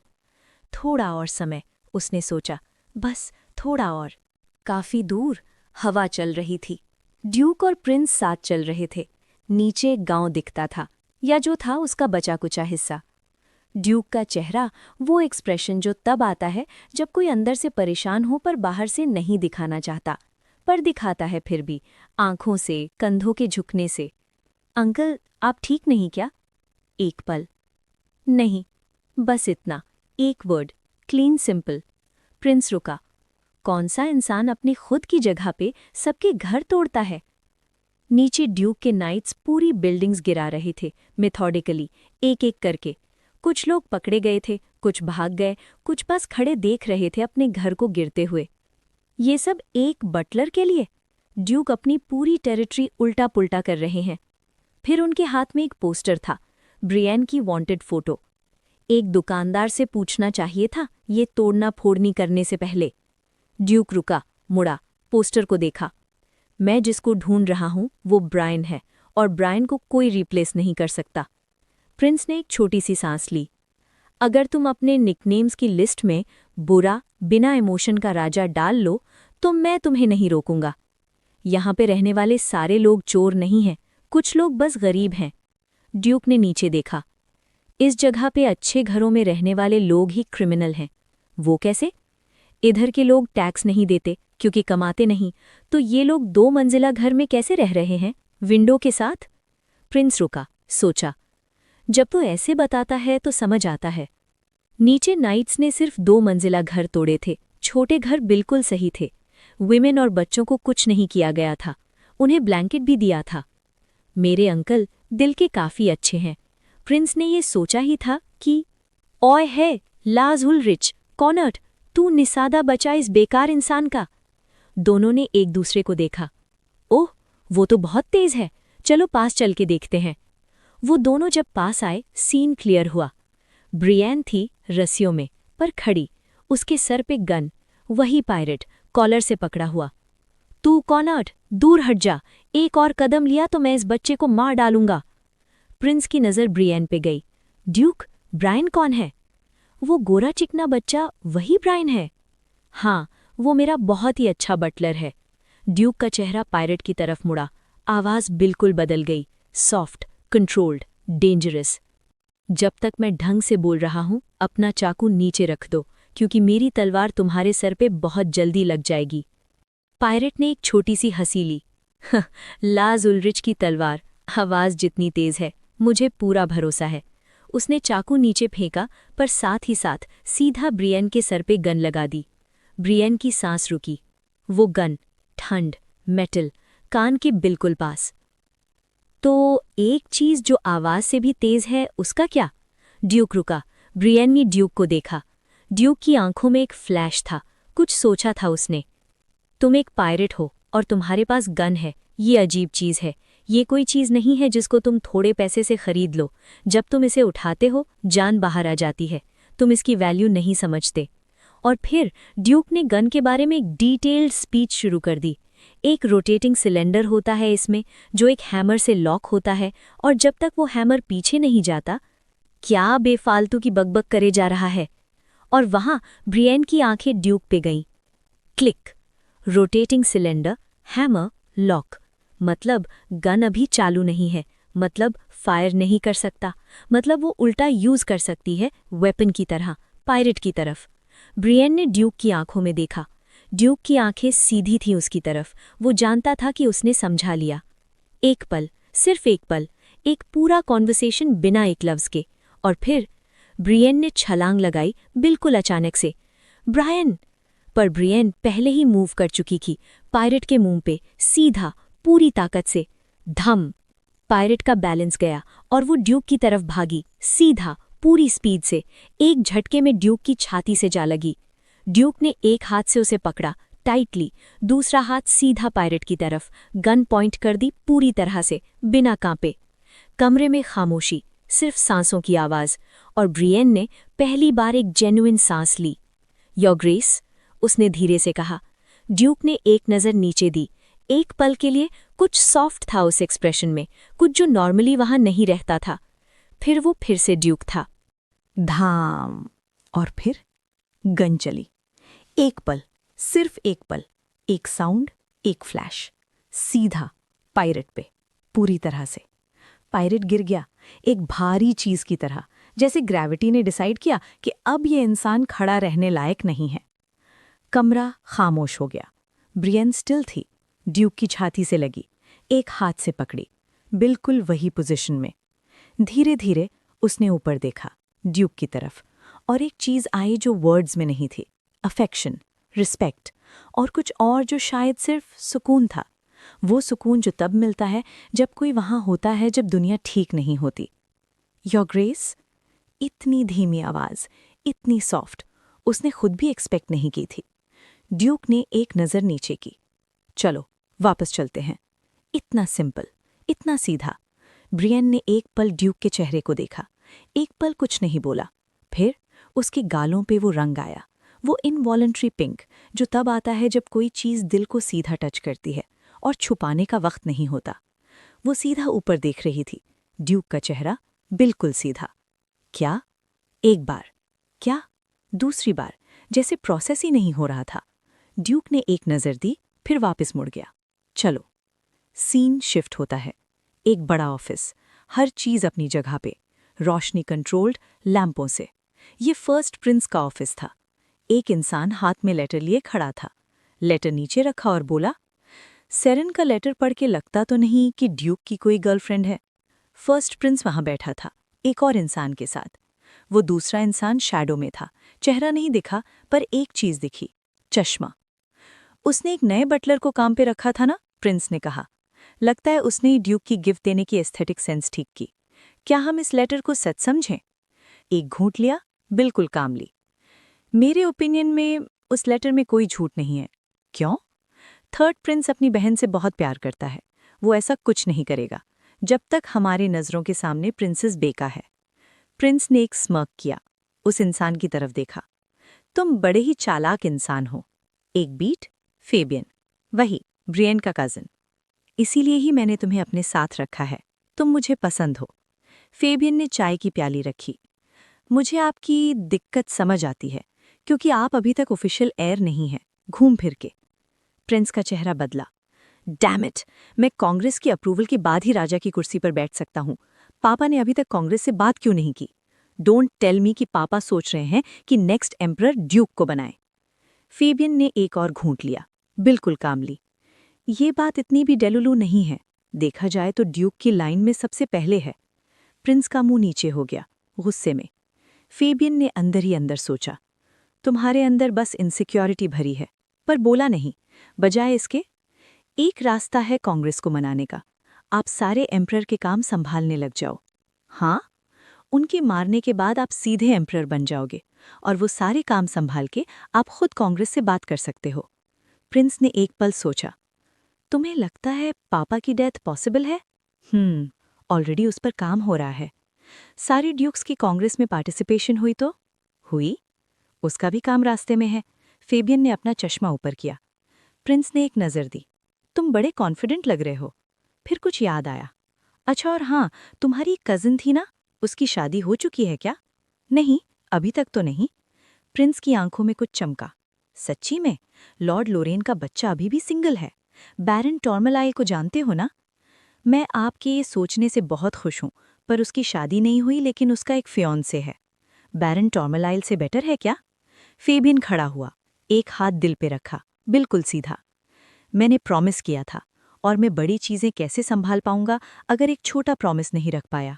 नजर प्रिंस पे। आपके लिए काम करते हुए द फ्यूचर एम्परर?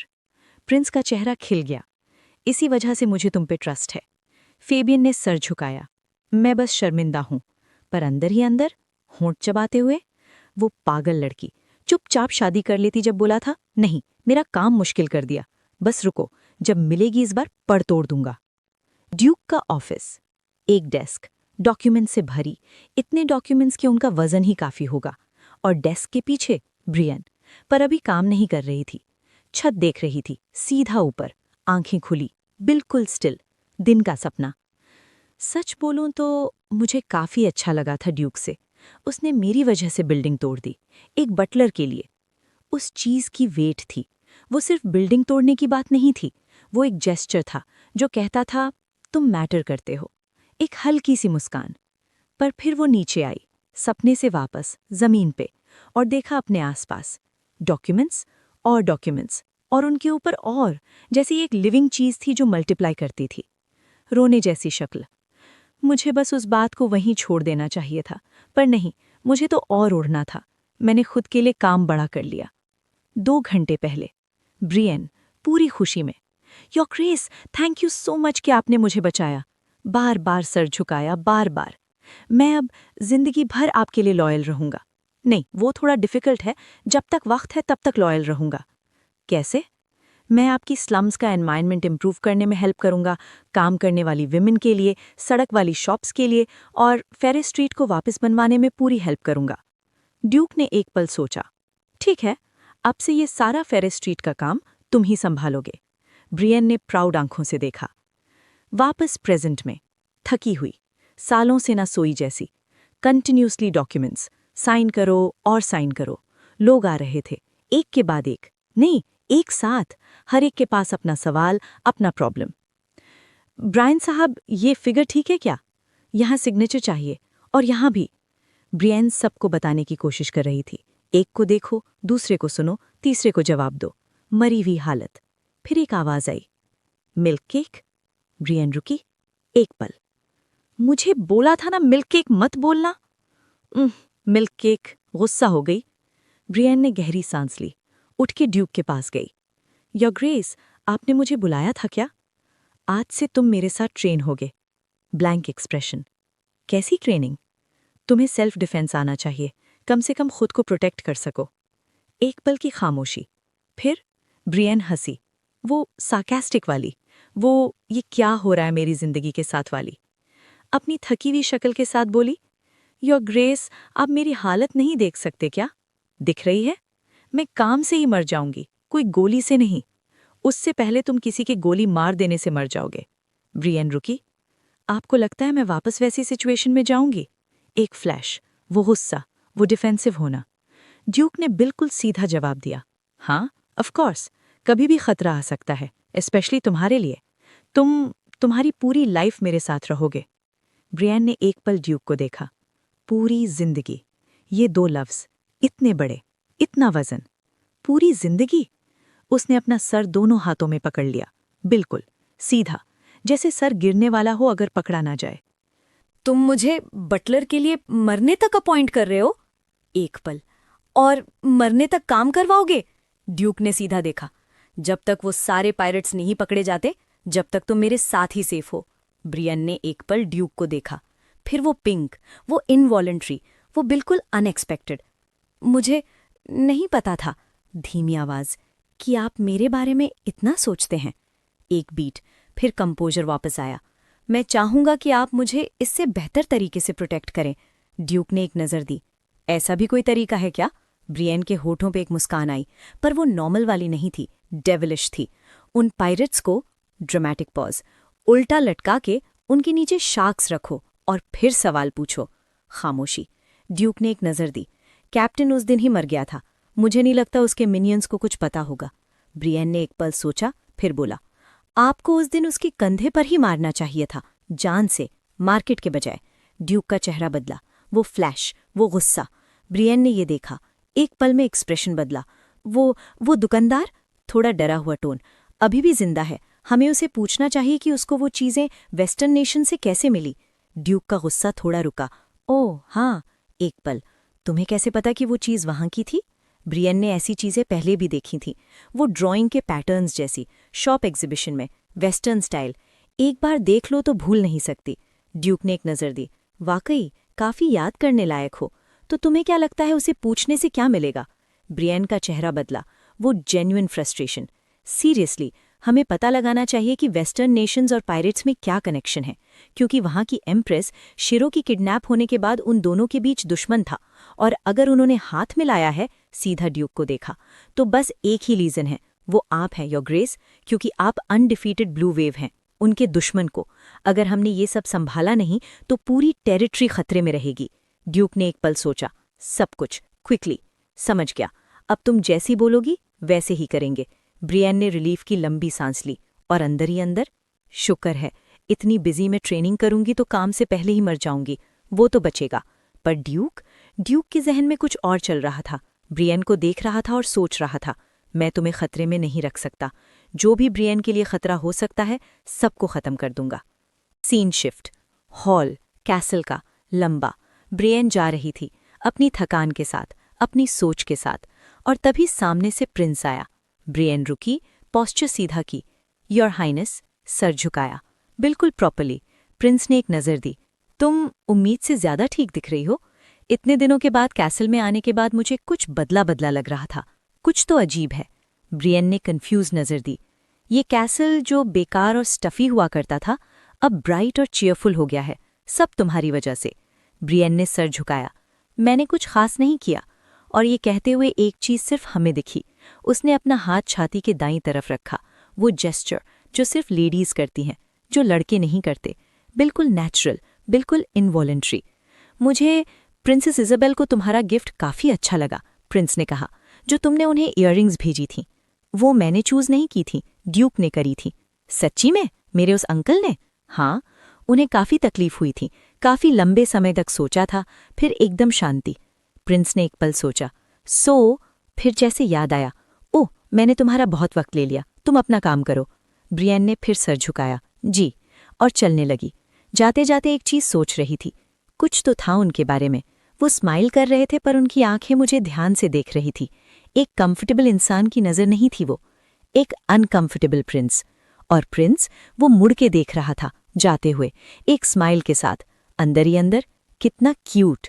फिर प्रिंस ड्यूक के ऑफिस में था, गेट खोल के, खुशी से, अंकल बाहर निकल जा। प्रिंस चलता रहा, सीधा, डेस्क के पास। वो डिप्यूटी बटलर ब्रायन था ना? तुम उसे ज्यादा काम नहीं करवा रहे? अंदर ही अंदर सोच रहा था। तुम्हें वो काफी पसंद आया, पूरा शहर ढूंढ के निकले थे, तो कैसे नहीं होगा? मैं बिजी हूं, निकल जा। ऐसे ही चलता रहा तो वो चक्कर खा के गिर जाएगा। सबको दिखाता है वो बच्चा कितना वीक है, छोटा, पतला, गोरा। ड्यूक ने एक नज़र दी। मैं ऑलरेडी सोच रहा था कि उसे सेल्फ डिफेंस सिखाऊं। प्रिंस ने अंदर ही अंदर सोचा, अंकल कितने गवार हैं। ड्यूक ने सीधा पूछा, तुम्हारे पापा ने तुम्हें क्या ढूंढने बोला है?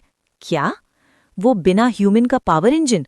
अगर चाहिए तो वाइस्कॉन्ट लिड्रे के पास जाओ, वही ये सब करते हैं।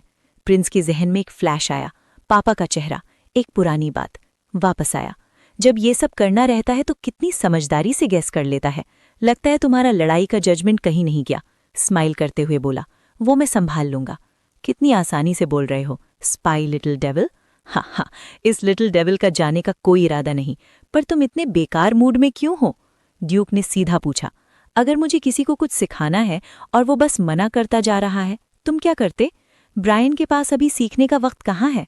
ड्यूक ने सीधा देखा, मैं ब्रायन की बात नहीं कर रहा। हाँ, ठीक है, ब्रायन का नाम नहीं लेते, तो तुम्हें इस इंसान को उस चीज से मनाना चाहिए जो उसको पसंद हो। ड्यूक रुका, सोचने लगा, जेन्युइनली, ब्रायन को क्या पसंद है?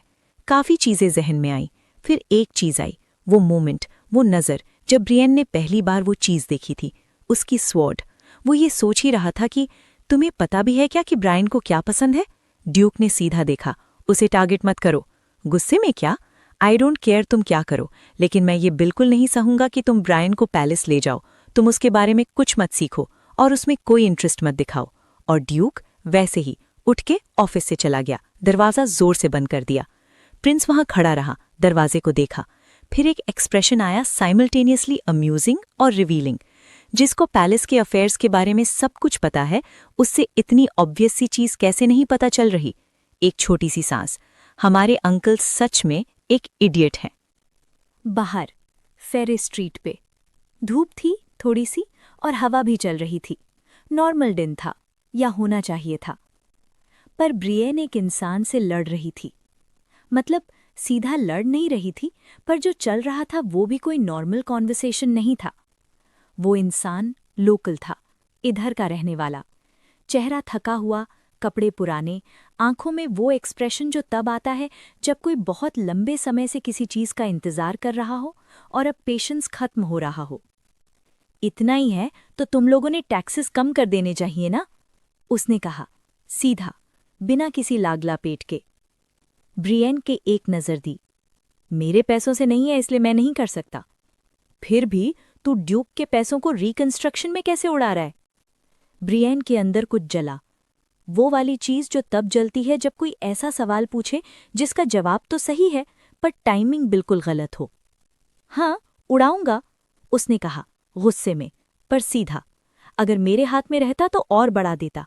टैक्स, इतना सब कुछ करवाना है, और वैसे भी तुम्हारे लिए काम करवाना चलो तो कर दिया है, फिर भी देखो कैसे बोल रहे हो। वो इंसान एकदम से रुका, चेहरा बदला। वो गुस्सा गया और आई एक उदासी, वो वाली जो अंदर से आती है, जो रोकने से नहीं रुकती। हाँ, ये तो सच है। एक पल। पर वो कब तक बनेगा? इतना टाइम लग जाएगा, मैं जब तक पैसे कैसे कमाऊं? ब्रियन रुकी। वो गुस्सा थोड़ा ठंडा हुआ। पर ये मेरी गलती थोड़ी ना, उसने कहा धीरे से, कि यहाँ पे हमारे पास काम करने वाले लोग कम हैं, वैसे ही। और तब पीछे से कुछ दिखा। ब्रियन की नजर गई। वो पायरेट और वो दुकानदार, दोनों के हाथ रस्सी से बंधे हुए। एक नेवी वाला उन्हें कहीं ले जा रहा था, सीधा, बिना रुके। ब्रियन के दिमाग में एक चीज क्लिक की। वो उस नेवी वाले के पास गई। अंकल, आप इन लोगों को कहाँ ले जा रहे हो? नेवी वाले ने एक नजर दी, फिर अपने हाथ से एक साइन किया, वो साइन जो कहता था, इनको मारने वाले हैं। ब्रियन की सांस रुकी। ड्यूक ने ऑर्डर दिया है, मौत की सजा, हुक्स पे लटका दो, टॉर्चर होगा। ब्रियन ने ये देखा और अंदर ही अंदर एक आइडिया आया, वो डेविलिश वाला। नहीं नहीं, उसने कहा, जैसे वो उनके लिए बोल रही हो। इनके साथ ऐसा क्यों करना, ये तो बहुत ज्यादा है। क्रिमिनल्स के चेहरे थोड़ा और रिलैक्स्ड। जब तक इनके हाथ पैर काम कर रहे हैं, इनसे खूब काम करवाओ, इतना काम कि ये काम करते करते ही मर जाएं, थकान से। क्रिमिनल्स के चेहरे लटक गए, बिल्कुल, पूरी तरह से। ब्रियन ने कंटिन्यू किया, बिल्कुल कामली। वैसे भी काम करने वाले लोगों की कमी है, इनसे करवाएंगे तो कुछ और बता भी देंगे शायद। नेवी वाले ने एक नज़र ब्रियन को दी, फिर क्रिमिनल्स को, फिर वापस ब्रियन को, और एक छोटी सी अप्रूविंग नॉड। फिर ब्रियन ड्यूक के ऑफिस में थी। एंट्री ड्रामेटिक थी। योर ग्रेस, मुझे आपसे कुछ बात करनी है। ड्यूक चाय पी रहा था, एक हाथ में प्याली, बिल्कुल काम, बिल्कुल कंपोज्ड, जैसे ये एंट्री बिल्कुल नॉर्मल थी। तुम्हारे पास और कुछ अच्छा है क्या? ब्रियन ने गहरी सांस ली, drama mode on. Your grace, इस दुनिया में सब कुछ पैसे से सही कर सकते हैं, सारी प्रॉब्लम्स, लेकिन अगर वो सही नहीं होती तो इसका मतलब है कि इधर पैसे कम हैं। ड्यूक ने एक नजर दी। क्या मतलब? ब्रियन ने एक्शन किया, पूरी तरह से, हाथ से साइन बनाया, पैसों का साइन। योर ग्रेस, इस सिटी की पॉपुलेशन की कमी को सही करने के लिए इसकी कमी है। ड्यूक एकदम बोला, गुस्से में। क्या मतलब? इस दुनिया में कोई ये नहीं बोल सकता कि मेरे पास पैसे नहीं हैं। हाँ, जरूर, आपके पास अंधाधुंध पैसे होंगे। एक बीट।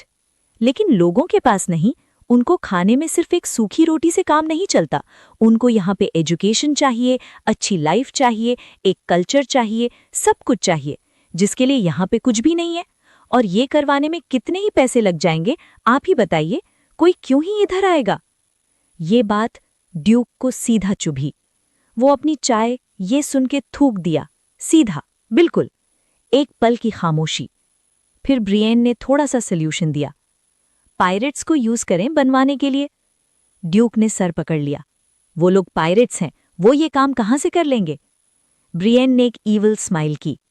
हम उनको 3-4 दिन तक अंधाधुंध काम करवाएंगे, जब तक वो मरने वाले हो जाएं थकान से, और शायद जब तक वो बाकी सब भी उगल दें। ड्यूक ये सुन के इम्प्रेस था। वो कुछ बोल नहीं रहा था, अंदर ही अंदर एक चीज थी, एक वो फीलिंग जो तब आती है जब कोई एग्जैक्टली वो काम करे जो तुम एक्सपेक्ट नहीं करते। इसीलिए तो मुझे पसंद हो। फिर ब्रियन ने कहा, मुझे एक और सवाल था, और ड्यूक अपनी मर्जी से बोलने लग गए। यही ना कि हमें क्या पता चला? एक पॉज। पूछताछ में उन्होंने बता दिया वो लोग 3 वेस्टर्न नेशन के साथ काम कर रहे थे, और वो ड्राइंग उस ऑब्जेक्ट पर एक लॉन्ग डिस्टेंस बात करने का तरीका था, उकाशो, इस बारे में। ब्रियन ने सोचा, मैं तो कुछ और पूछने वाली थी कि खाली मैदान खरीद सकते हैं क्या जगह के लिए, पर यह बोल दी। मुझसे क्यों पूछ रहे हो आप? ड्यूक ने एक नज़र दी। तुम्हें तो इसमें इंटरेस्ट था। ब्रियन ने अंदर सोचा, मुझे तो बस इनसे काम करवाना था। फिर बात आई, हाँ याद आया, शायद हमारे एम्पायर में से कोई इनके साथ काम कर रहा है। मैंने उन्हें सुना था बोलते हुए कि अगर कुछ हो जाता है तो वो सीधा हमला करके कहीं नहीं जा पाएंगे। तो काफ़ी सारे सर ऐसे बने होते हैं, और ये सब पायरेट्स के बस का नहीं है, किसी अंदर वाले ने ही उनके लिए बनाया है। ड्यूक ने एक नज़र दी। हाँ बिल्कुल, अब हम एक और एंगल से इन्वेस्टिगेशन करेंगे, जैसे तुमने कहा। एक पॉज। तुम काफ़ी में सच्ची टैलेंटेड हो। फिर, ओह हाँ, याद आया, तुम्हें गन बहुत पसंद आई थी ना? क्या होगा अगर तुम्हारे पास खुद की एक गन हो? अगर तुम ट्रेनिंग करोगे तो मैं तुम्हें एक गन दे दूंगा। ब्रियन रुकी एक पल, और फिर उसके दिमाग में एक पिक्चर बनी, बिल्कुल सीधा, खुद की, नेवी की यूनिफॉर्म में, गन हाथ में, बिल्कुल रेडी, बिल्कुल कंप्लीट। वो सपना, वो वाला जो बहुत पहले से था। खुशी वो नॉर्मल वाली नहीं थी, वो ज्यादा थी, बहुत ज्यादा। ट्रेनिंग ही करनी है ना बस, इसके लिए मैं रेडी हूं। ये था पार्ट 1 दोस्तों। क्या कर रहा है? फेबियन का ऑफिस। उसके हाथ में एक पिक्चर थी, ब्रियन की वांटेड वाली पिक्चर। वो उसे देख रहा था, एक नज़र, फिर अपने बटलर को दी। ये पिक्चर तुमने क्या बोला, किसको हर जगह लगवाई? बटलर ने एक पल सोचा। हाँ, अच्छा, वो ब्लेयर मार्किस की बच्ची नहीं? फेबियन ने एक नज़र दी। सही बोला। फिर वो सोचने लगा। एक चीज थी जो अंदर चल रही थी। वो लड़की, उसने उस मार्किस की बेटी को भी अपनी साइड कर लिया। वो उसकी फ्रेंड थी ना? यार, ये जिसे भी बात करती है सब इसकी साइड हो जाते हैं। बटलर ने कहा, सही कहा, लगता है ये टैलेंट आपकी ब्लड लाइन में ही है। फेबियन ने उसे एक नज़र दी। वो घूर, वो स्पेसिफिक घूर जो कहता है और कुछ मत बोलो अभी इस टॉपिक पे। बटलर एकदम चुप हो गया। फिर बात आई। ओह हाँ, एक खबर आई है, वेस्टर्न बेस को ड्यूक ने तोड़ दिया जब वो फेरी स्ट्रीट पे थे। फेबियन ने एक नज़र दी। क्या? क्यों? उनको पता लग गया क्या? उन्होंने वो सब एक बटलर के लिए किया। फेबियन ने सोचा। बटलर। सामने वाला इंसान आगे बोला। लगता है उस बटलर को सब पसंद करते हैं, वहां के लोग। वो बहुत टैलेंटेड है, कैपिटल से था। उसने वहां काम करना 4 महीने पहले शुरू किया। उसके पास नेवी और वेपन्स का काफी नॉलेज है। एक पॉज, एक पल। उसके ब्राउन बाल और आंखें हैं। फेबियन रुका। वो पिक्चर हाथ में थी अभी भी। ब्राउन बाल, ब्राउन आंखें, कैपिटल से, 4 महीने पहले काम शुरू किया, नेवी का नॉलेज, वेपन्स का नॉलेज। एक एक चीज, क्लिक क्लिक क्लिक। एक पल। तो वो लड़की ब्रियन ने अपने आप को एक लड़के जैसा छुपा रखा है। और फिर फेबियन हंसता है, जोर जोर से, बिल्कुल पूरी तरह से। वो हंसी जो रोकने से नहीं रुकती, वो हंसी जो अंदर से आती है, जो तब आती है जब कोई चीज़ इतनी अनएक्सपेक्टेड हो, इतनी परफेक्टली अनएक्सपेक्टेड हो कि कोई और रिस्पॉन्स ही ना बनता। फेबियन हंसते हंसते बोला, मुझे तो लगा था। एक पल वो अभी भी अपनी हंसी रोक नहीं पा रहा था, पूरी कोशिश कर रहा था पर नहीं हो रहा था। मुझे तो लगा था कि वो किसी प्लेजर स्ट्रीट में काम कर रही होगी। एक और पल, पर नहीं, सीधा, बिल्कुल सीधा। ये तो एक लड़की की नाटक करके ड्यूक के कैसल में काम कर रही है। और फिर वो और हंस दिया। वो हंसी जो रोकने से नहीं रुकती, वो हंसी जो अंदर से आती है जब कोई चीज़ इतनी अनएक्सपेक्टेड हो, इतनी परफेक्टली अनएक्सपेक्टेड हो कि कोई और रिस्पॉन्स ही नहीं बनता। जब दुनिया एक ऐसी चीज़ करे जो तुमने सोचा ही नहीं था, बिल्कुल नहीं। वो हंस रहा था और हंस रहा था और हंस रहा था।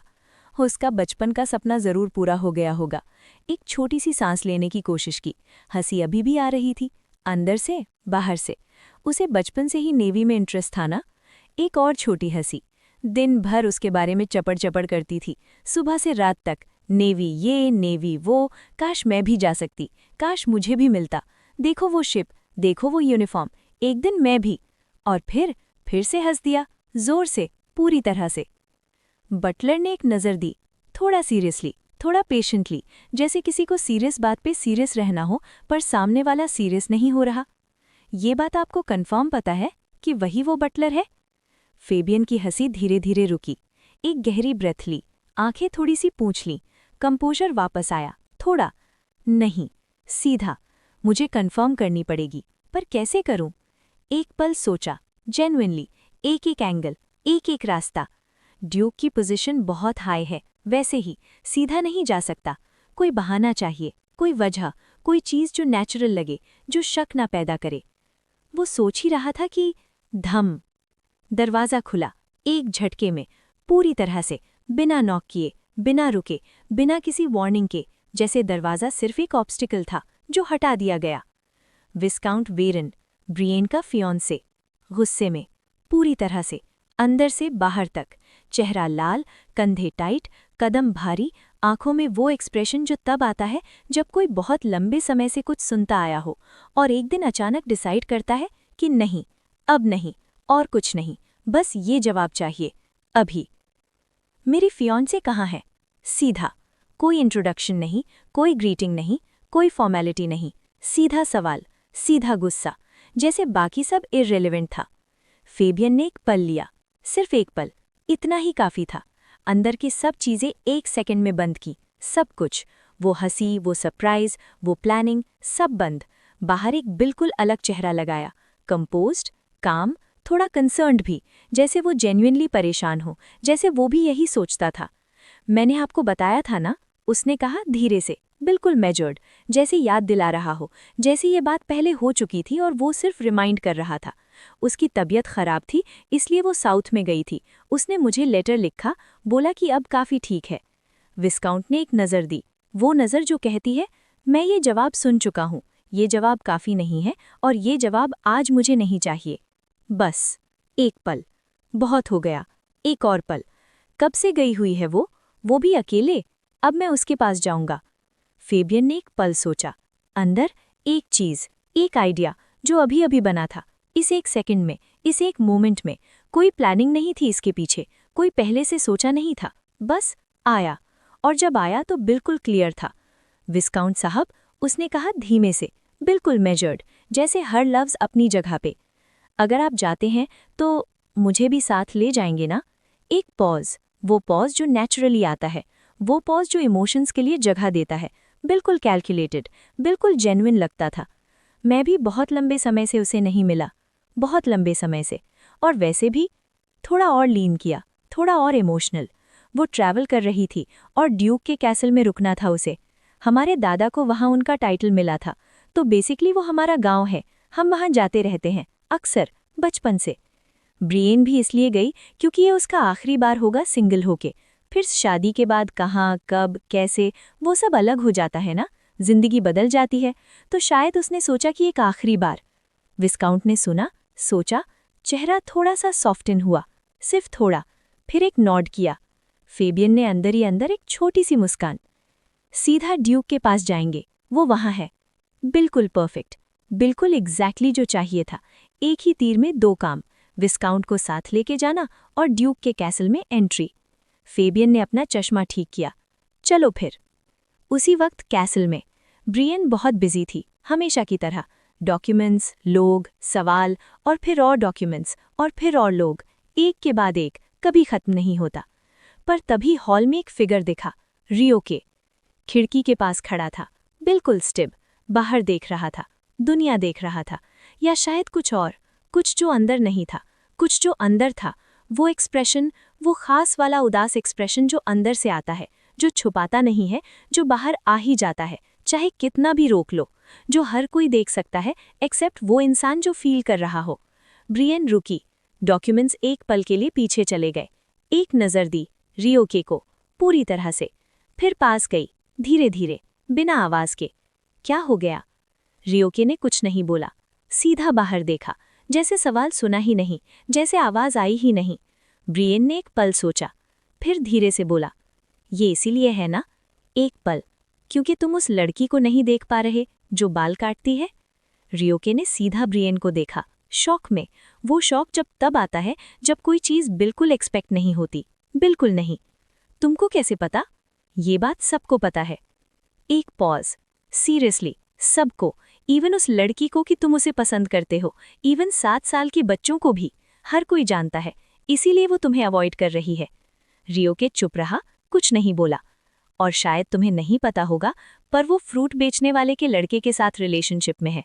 रियोके का चेहरा, वो एक्सप्रेशन, वो वाली उदासी जो और गहरी हो गई, जो आंख में दिखी, जो कंधे में दिखी, जो पूरे बदन में दिखी।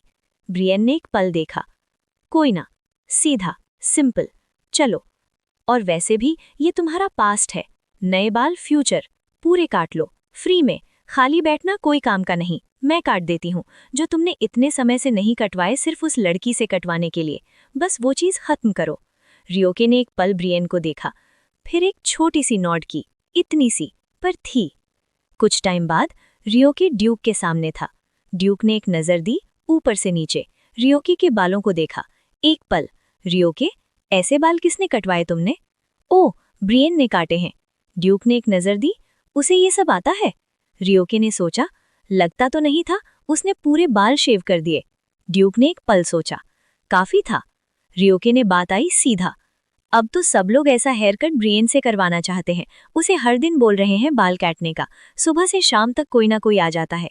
ड्यूक ने एक नज़र दी, वो फ्लैश, वो इनवॉलेंट्री, अंदर से, वो चीज़ जो बाहर नहीं आई पर अंदर बिल्कुल क्लियरली थी, वो टाइटनिंग, वो कुछ ऐसा जो जेलसी था, पर ड्यूक इसको जेलसी नहीं कहता था खुद से भी।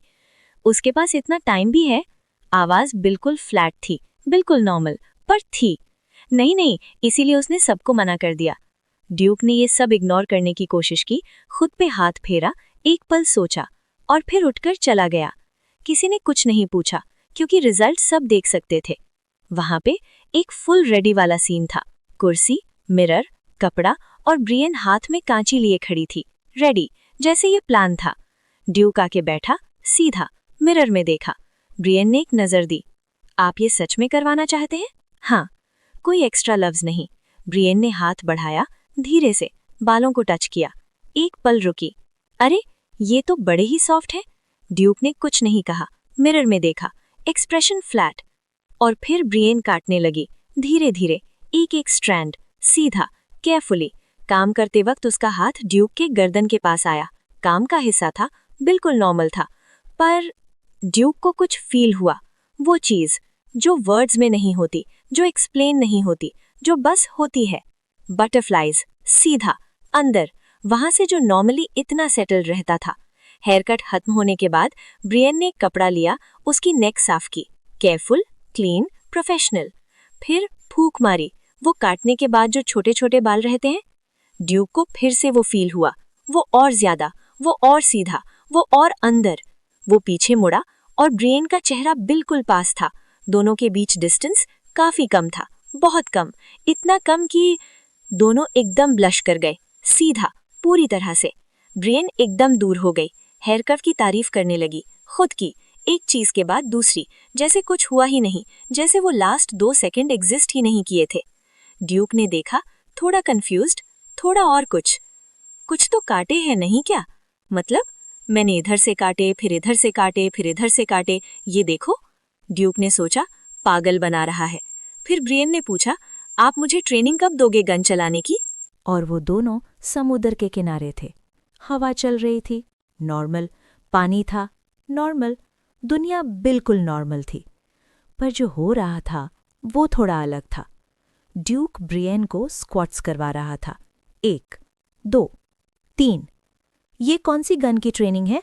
ब्रियन ने कहा, हाफते हुए। आवाज में वो जेन्युइन कन्फ्यूजन जो तब आती है जब कोई चीज बिल्कुल एक्सपेक्ट नहीं होती।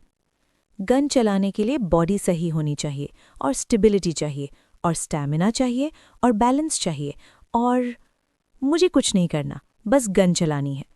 ठीक है, तो फिर तुम कभी शिप पे नहीं बैठोगे और किसी गन वगैरह की बात नहीं करोगे, ना ही कभी छुओगे। ब्रियन ने एक पल सोचा।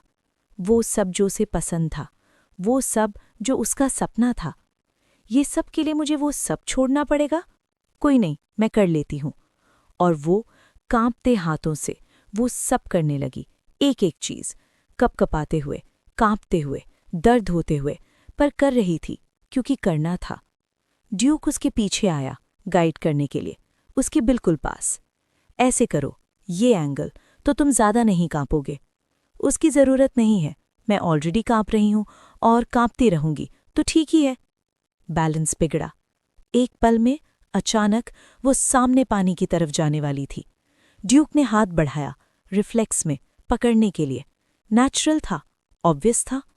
पर ब्रियन ने एक पल में सब कुछ कैलकुलेट किया। नहीं, अगर इसने पकड़ा तो इसको पता चल जाएगा मेरे चेस्ट से कि मैं एक लड़की हूं। बैंडेजेस हैं, पर इतने पास से पता चल ही जाता है।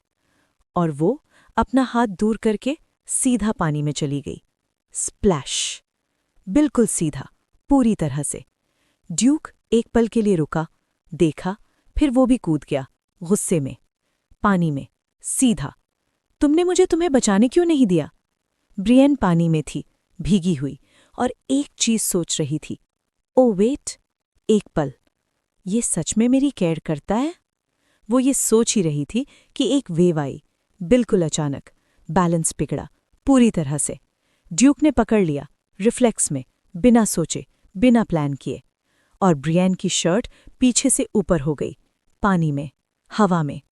ड्यूक का हाथ सीधा बैंडेजेस पे था। ब्रियन का दिल रुका। Oh shit! एक पल, कहीं इसको। ब्रियन, क्या तुम?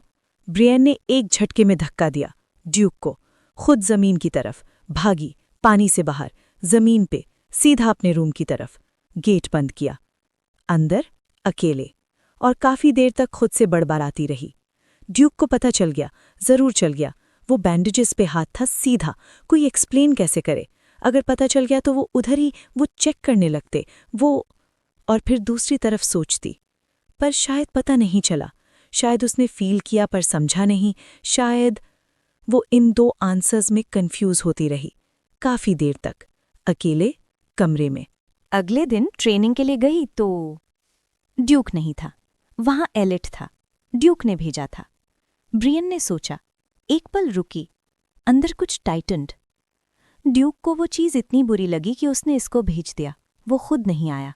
मतलब, उसने एलिट से पूछा, ड्यूक क्यों नहीं आए? ड्यूक प्रिंस को भगाने की कोशिश कर रहे हैं, बिजी हैं। एलिट ने गलत मतलब निकाला, सोचा कि ब्रियन को लगता है कि उससे कुछ नहीं आता, तो बताने लगा कि वो ड्यूक के बाद दूसरे नंबर पे है ट्रेनिंग में, और ऐसे ऐसे और ब्ला ब्ला ब्ला। ब्रियन ने सुना, आधा, बाकी सोच में थी। फिर एलिट ने एक बॉक्स खोल के दिखाया, गन। ब्रियन की आंखें चमकी, सीधा, पूरी तरह से। वो वाली चमक जो तब आती है जब कोई चीज बिल्कुल वही हो जो तुम चाहते हो, एग्जैक्टली वही। हाँ, एक पल, सही है। ड्यूक के बारे में भूल जाओ, गन पे फोकस करो। और वो खुश हो गई, सीधा, जेन्युइनली। वो खास वाली खुशी जो तब आती है जब कोई सपना थोड़ा और पास आता है। और वो लोग उसे गन चलाना सिखाने लगे। Scene shift, imperial academy. एक कमरा, साफ, ऑर्गेनाइज्ड। प्रिंसेस बेका एक लेटर लिख रही थी, केयरफुली, हर लफ्ज सोच के, हर लाइन सोच के। उसकी फ्रेंड अंदर आई, कमरे में। ये लेटर प्रिंस के लिए है? क्या उसे भी एंशंट लैंग्वेज आती है? तुमने वही लिखी है। बेका ने एक नज़र दी। हाँ, उसे बस पढ़ना आता है, इसको लिखना नहीं। फिर उसने अपनी चिड़िया को बुलाया, खिड़की के पास, छोटी सी। वो आई, उसने लेटर पकड़ाया, धीरे से, केयरफुली। चिड़िया उड़ गई, बाहर, दूर। कुछ टाइम बाद ड्यूक सारा काम खुद कर रहा था, अकेला, डेस्क पे, एक के बाद एक डॉक्यूमेंट, जोर से स्टैम्प, फिर अगला, जैसे कोई मशीन हो। पर मशीन नहीं था, कुछ और था जो चल रहा था अंदर। प्रिंस अंदर आया, खुशी से, जैसे हमेशा। ड्यूक ने पहले भगाने की कोशिश की, निकल जा। प्रिंस रोका नहीं। ब्रियन की ट्रेनिंग बहुत अच्छी हुई है, लोग बोलते हैं वो गन बहुत अच्छी चलाता है, सब इम्प्रेस हैं। ड्यूक ने इग्नोर करने की कोशिश की, हाथ चलता रहा, स्टैम्प, अगला डॉक्यूमेंट, और गलती से गलत डॉक्यूमेंट पे स्टैम्प लगा दिया, वो टैक्स वाला, गलत वाला। प्रिंस ने देखा, एक नज़र, फिर ड्यूक को देखा। ये सब ब्रेन की वजह से कर रहे हो ना? उस दिन क्या हुआ था समुद्र के पास? ड्यूक ने सीधा देखा। तुम्हें कैसे पता? तुमने अभी गलत टैक्स वाले डॉक्यूमेंट पे स्टैम्प लगा दिया। एक पॉज। प्रिंस ने अंदर सोचा, तो इसको पता चल ही गया कि वो एक लड़की है। ड्यूक ने कहा, हाँ, मैं ये सारा काम खुद इसलिए कर रहा हूं क्योंकि वो बहुत पतला है, मुझे तरस आता है, ये मेरी गलती है, मुझे ज्यादा ध्यान रखना चाहिए था। प्रिंस ने अंदर ही अंदर सोचा, कितना गवार है, इसको अभी भी पता नहीं। अच्छा, ठीक है। फिर उसने सामने ब्रियन की वांटेड वाली फोटो रखी, सीधा, टेबल पे। ड्यूक ने देखा, मुझे बेका ने लेटर भेजा, बताया कि ये पोस्टर लेडी क्लॉडिया, जिसने तुम्हें लव लेटर्स दिए थे, उसने अपनी फ्रेंड के लिए लगवाए हैं, क्योंकि उसकी फ्रेंड ने 6 महीने पहले उसके पास आना बंद कर दिया था, बिल्कुल अचानक। और बताया कि ये वो बैरन फेबियन की बहन है जिसने इसके बदले में टाइटल ले लिया था और इसकी शादी किसी वाइसकाउंट से करवा रहा था। ड्यूक ने एक नज़र दी, फोटो को, फिर ड्यूक को। तो मैं इसका क्या करूं? मैं एक लेडी के भाग जाने पे क्या करूं? प्रिंस ने सीधा कहा, गवार, ध्यान से देख, थोड़ा, प्लीज, दिखता नहीं क्या? वो लड़की किसी की जैसी दिखती है? ड्यूक ने फोटो को देखा, 1 पल, 2 पल, 3 पल। ये तो ऐसा लगता है कि... एक और पल। ब्रियन है, लंबे बालों में और लड़की के कपड़ों में। प्रिंस ने सोचा, अब तो इसे समझ आया होगा। फिर वो समुद्र वाला सीन याद आया ड्यूक को, वो पानी, वो वेव, वो हाथ, वो बैंडेजेस। पर इस बार ब्रियन को लड़की के रूप में देख के सोचा। ड्यूक ब्लश करने लगा, सीधा, बिल्कुल, पूरी तरह से। प्रिंस ने सोचा, अब तो पक्का इसे समझ आया होगा। ड्यूक ने वैसे ही कहा, जैसे सोच रहा था, जैसे प्रोसेस हो रहा था। ब्रियन लड़की के रूप में बहुत सुंदर दिखता है। प्रिंस एक पल के लिए रुका, फिर चिल्लाया, पागल, यही ब्रियन है, अभी तक समझा ही नहीं क्या? वही लड़की है, वही, एक ही इंसान है, तेरी अपनी बटलर। ड्यूक को वो बैंडेजेस याद आईं, सीधा, क्लियरली। और फिर गुस्सा आया, अंदर से, बाहर तक, सीधा। वो गुस्सा जो तब आता है जब कोई चीज़ बहुत बड़ी हो और तुम्हें पता नहीं था और तुम चाहते थे कि पता होता। ये मुझे खुद कंफर्म करनी पड़ेगी, फेबियन के पास जाके। प्रिंस ने कहा, वो पॉसिबल नहीं, फेबियन मेरे बड़े भाई से बहुत क्लोज है, सीधा नहीं जा सकते। तुम्हें ये सब कैसे पता? इधर मेड ने बताया। ड्यूक ने एक नज़र दी, कैसे कैसे कनेक्शंस हैं तुम्हारे, बस गॉसिप करने को बोल दो। उस घर में यही काम आता है, वहां भी किसका सपोर्ट नहीं है मुझे, इसलिए गॉसिप ही एक चीज़ है जो काम आती है। और तभी पुराना बटलर अंदर आया, धीरे से, केयरफुली।